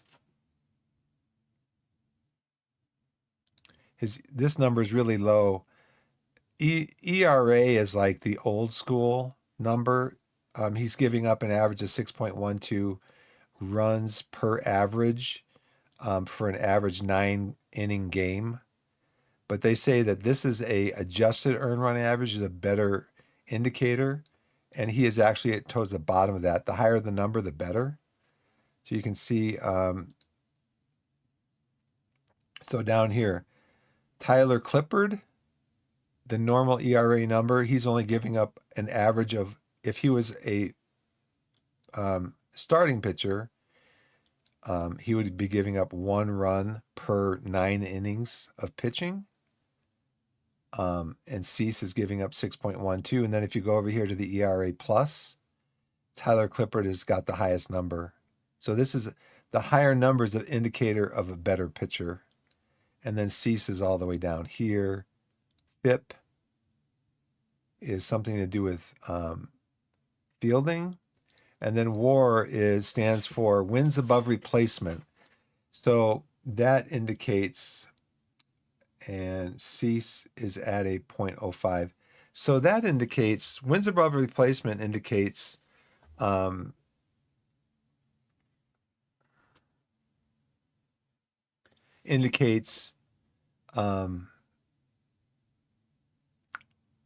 many wins is this player worth above a replacement, like a generic, I guess, replacement player. And this game right now is calculating that he's worth 3 wins above a replacement if we put a replacement in for him. Cease is only worth about half a win, and since Cease is frosty right now, I think he's the one that I need to take out and put that new guy in.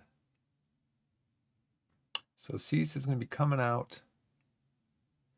Now, do you really want to move Dylan Cease to the reserve roster? He will have to remain there for at least 14 simulated days. So he'd have to remain there until like July 27th before we could bring him back into the active roster. Yes, we want to. Because we're going to bring Scooball on. He's going to be the anchor. He's going to be the anchor. And he's going to pitch in the next game. Next is Gore, then Gilbert, then Petty, then Page. Okay. Page just pitched. I think he lost that game, it said. So let's go back to our let's go back here. Let's submit the team. Let me check the lineups. Alonso's hot. Giambi's cold. Again, he's in a slump again. He's like in a slump. Every other game, he's in a slump. So first right-handed, we're going to take out Giambi. We're going to put Roush back in as the DH against right-handers. And against left-handers, he's not starting. He's the backup. So we don't have to do anything there. Alonso's hot. We're going to leave Alonso in as our, he is our cleanup hitter. So let's just leave him where he is. He's hot. That's nice to see. We're going to submit the team. And we'll see, coming back, we'll see how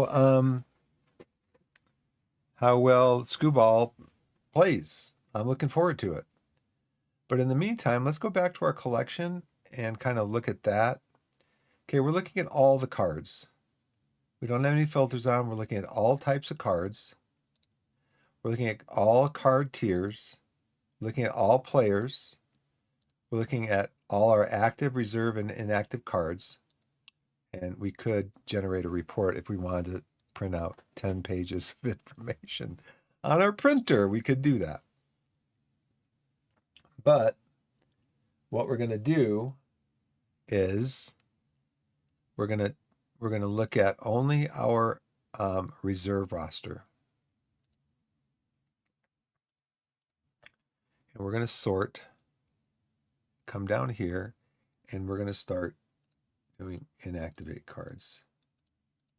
These are all iron cards, which can still be in our collection. But what we don't need to keep them in the reserve roster because you're limited in your reserve roster to 174 players. So I'm going to keep Liam Hickson. He's playing really well right now, actually. Any guys here where I recognize their names that they might be? I think Liam Hicks could get upgraded to a higher level card. Leo DeRocher. So we tagged all these cards. We're going to deactivate all of them because I want to make more room on my reserve roster for more packs that I open up at some point in the future. Cardinal, Tyler Stevenson, Colin Rea.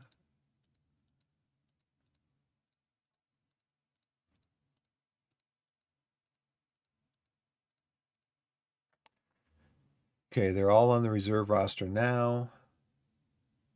Anybody in there that I recognize that I might want to keep out? Miguel Vargas, I think. He won't be better. The thing is, a lot of these guys now won't be better than, and at least from my experience in the game,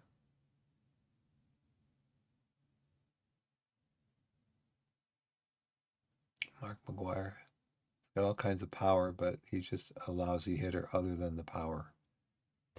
He's got home run power. He's got probably some gap power, but he doesn't even have gap power. Oh, he's got his home run power. You activate all tag cards. Yes.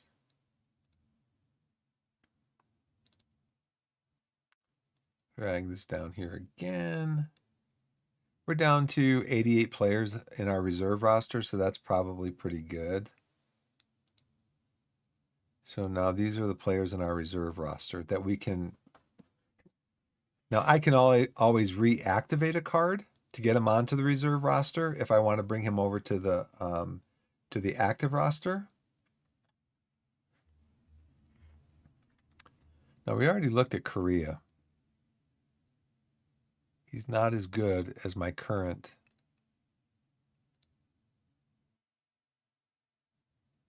He's not as good as my current shortstop. He's better batting against left-handers, but again, we only face 25% of our games against left-handers. McGonigal is better against right-handers.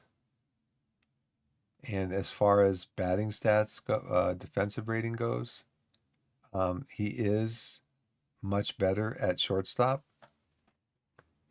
But again, I don't think McGonigal is my starting shortstop. Who's my starting shortstop? Craig Reynolds? Yep. Against right-handers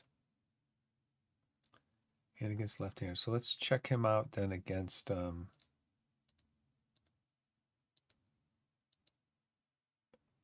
check him out against Reynolds.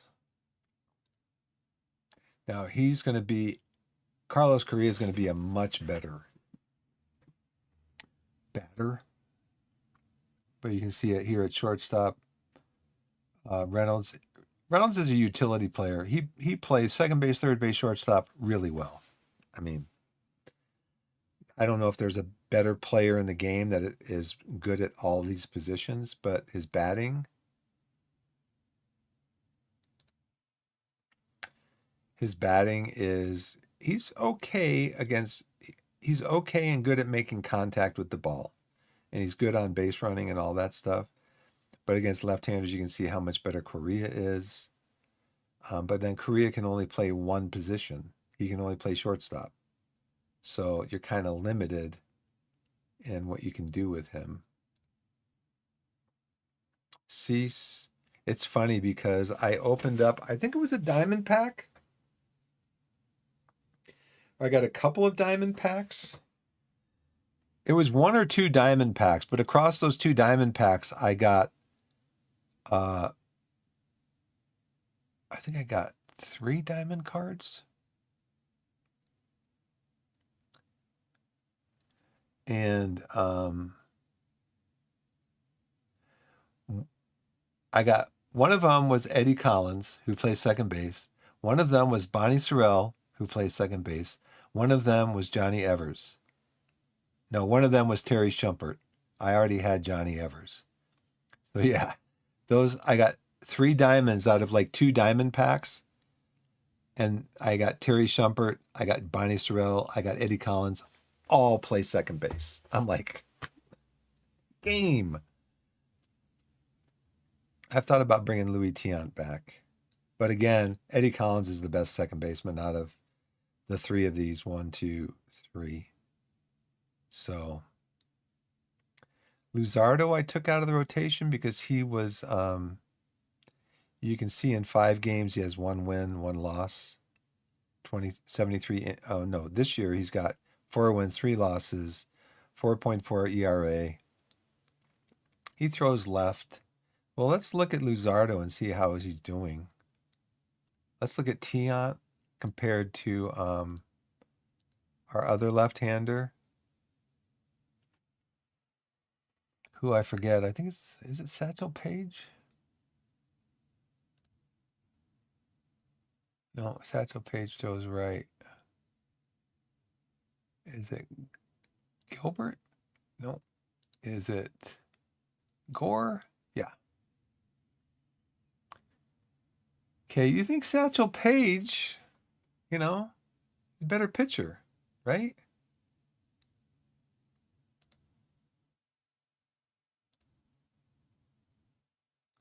And Gore. But I think the reason I took Louis Tiant, I'm sorry, saying Satchel Paige. Louis Tiant. You'd think Louis Tiant is a better pitcher, lefty and lefty, than Gore. But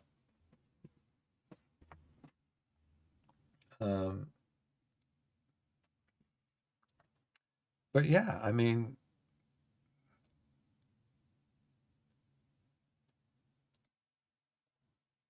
you can see this year.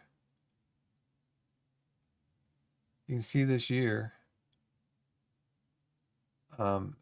He hadn't won a game when I put him down on the reserve roster. He had 8 saves because I had to. I mean, he was a starting pitcher for me, and he was playing so bad I had to put him in the bullpen, and he was playing so bad I had to send him down to the reserve roster. In 18 games, he started 5. He only pitched 33 innings total. He had an 8.02 ERA. Had 46 hits against, 30 earned runs in 33 innings. That's like 9. His ERA, it was 8.802. Gave up 3 home runs, 14 base on balls. His whip, he was giving up like 2 hits and/or walks an inning. Yeah, I mean, his BABIP was 387. 300 is good. And he was giving up 387 to opposing players, allowing them to get the ball into play. Yeah, I just don't know if I can trust him, I just don't know if I can trust him.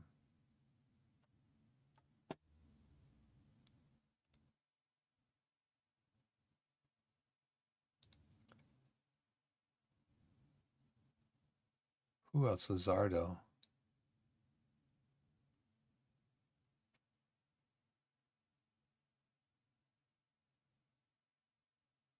He's got good pitches, but it looks like Mackenzie Gore's got better pitches.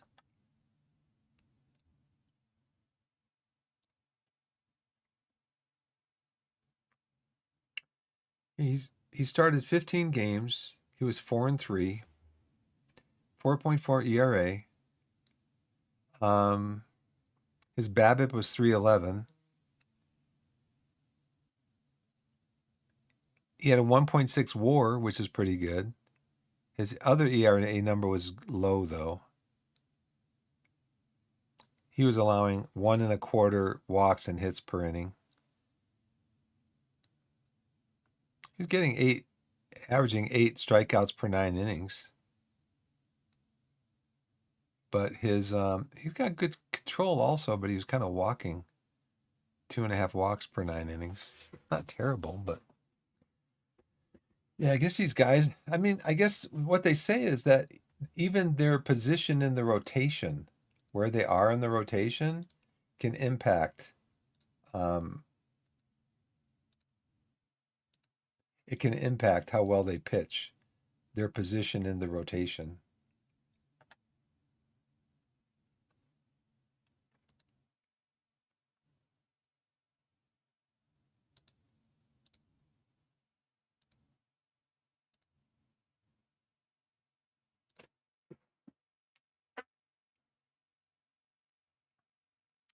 I want to get Murray back in on both. I think Murray was, at one point, Murray was also in a slump. So I switched him out for Weaver, the backup catcher. But yeah, I need to get him back into the team. So Radcliffe Yeah, Radcliffe is hitting against lefties. McGonagall's hitting against righties.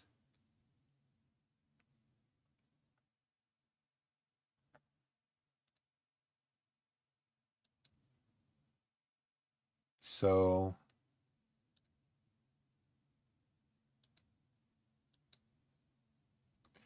that's kind of the game in a nutshell. We lost 7-6. One more of those. I gotta get going. Time to pick up my daughter. Oh, look at this already. Tariq Skubal. Oh, he's just shows where he's in our rotation.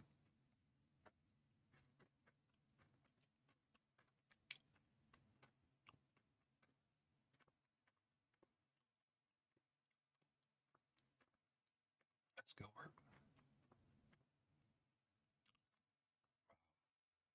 What a difference a perfect card could make, huh?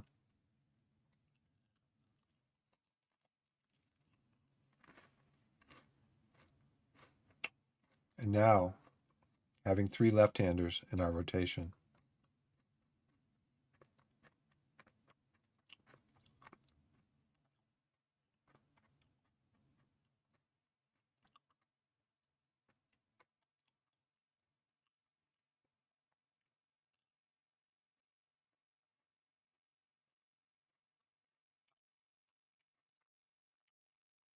Stacks. I think I already had on here.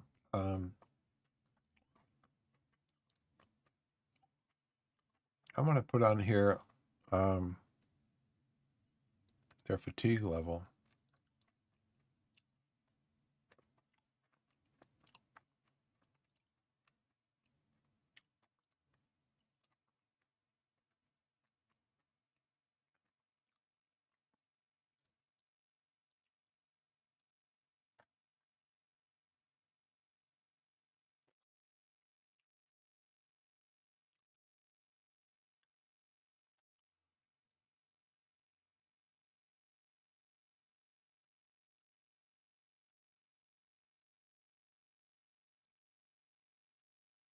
I guess that's fine there.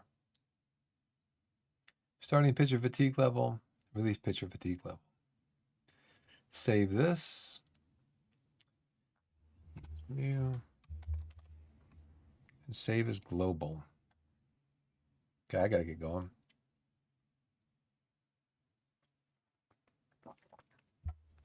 How's Grisenda doing? He's not in a slump anymore, so let's put him on normal usage. I think I put Kotz. I think I replaced him with Kotz to be the closer. Why can't I do that? I got to do it over here. We're going to make you be the closer. Kotz, you're going to go back to being middle relief.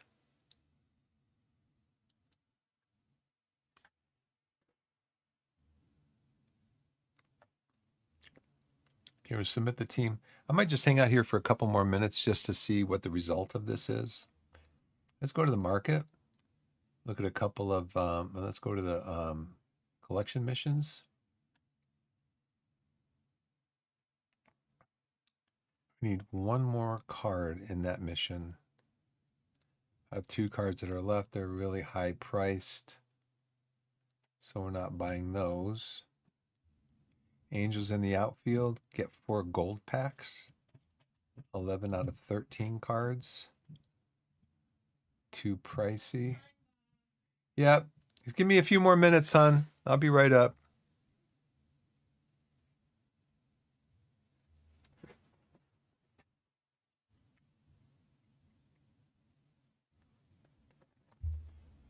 I mean, I'm really enjoying this game. First of all, I showed you here.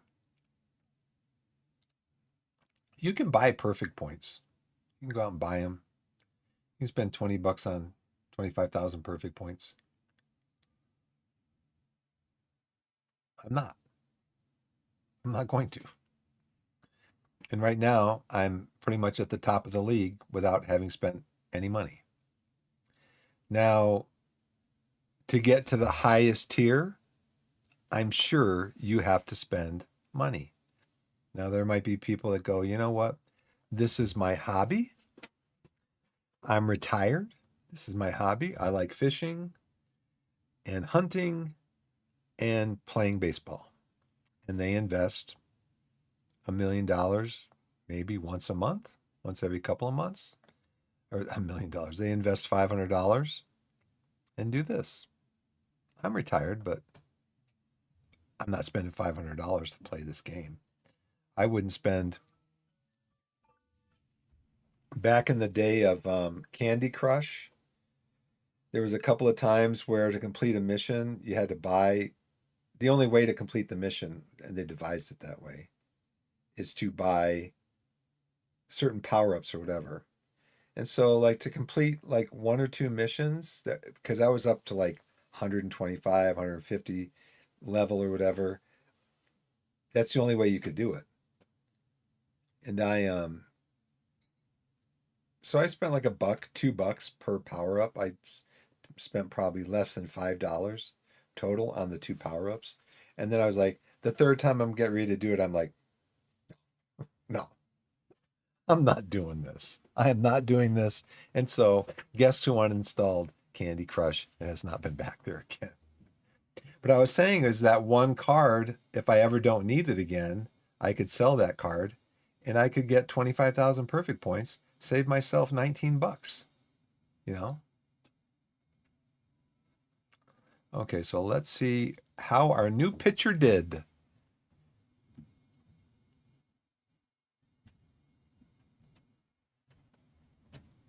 Let's see how our new pitcher did. He won. We won the game 7-6. How did he pitch? He didn't win the game. He gave up 8 hits. Wow. He pitched 108 pitches. 506 earned run average. I would have thought.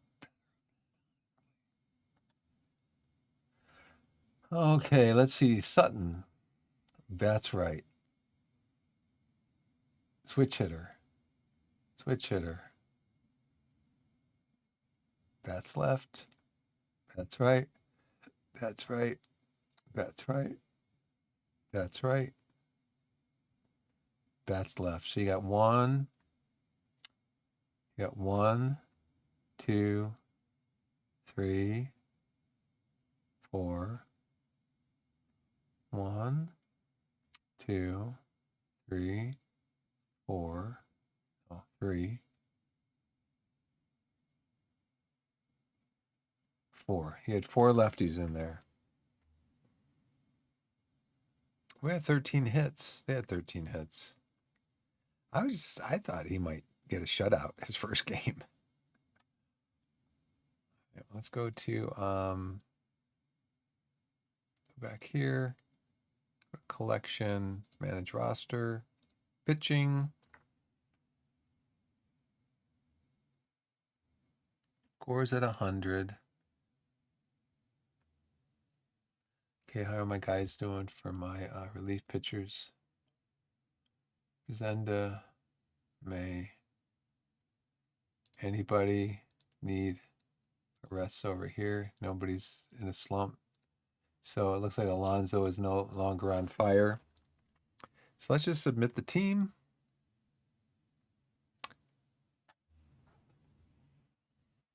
And we're going to close the game.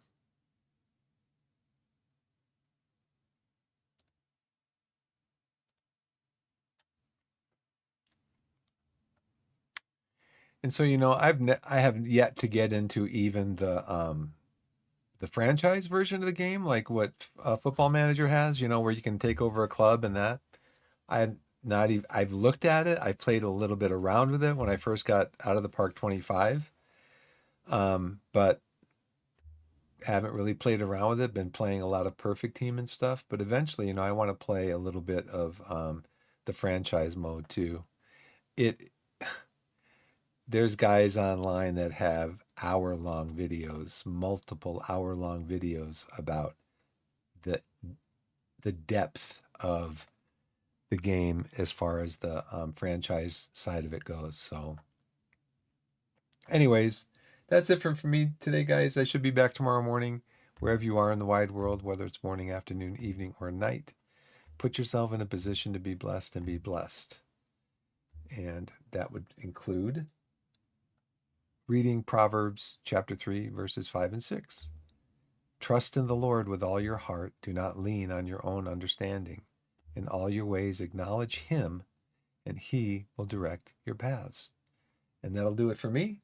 Thanks for watching, and we should see you tomorrow. God bless you, everyone.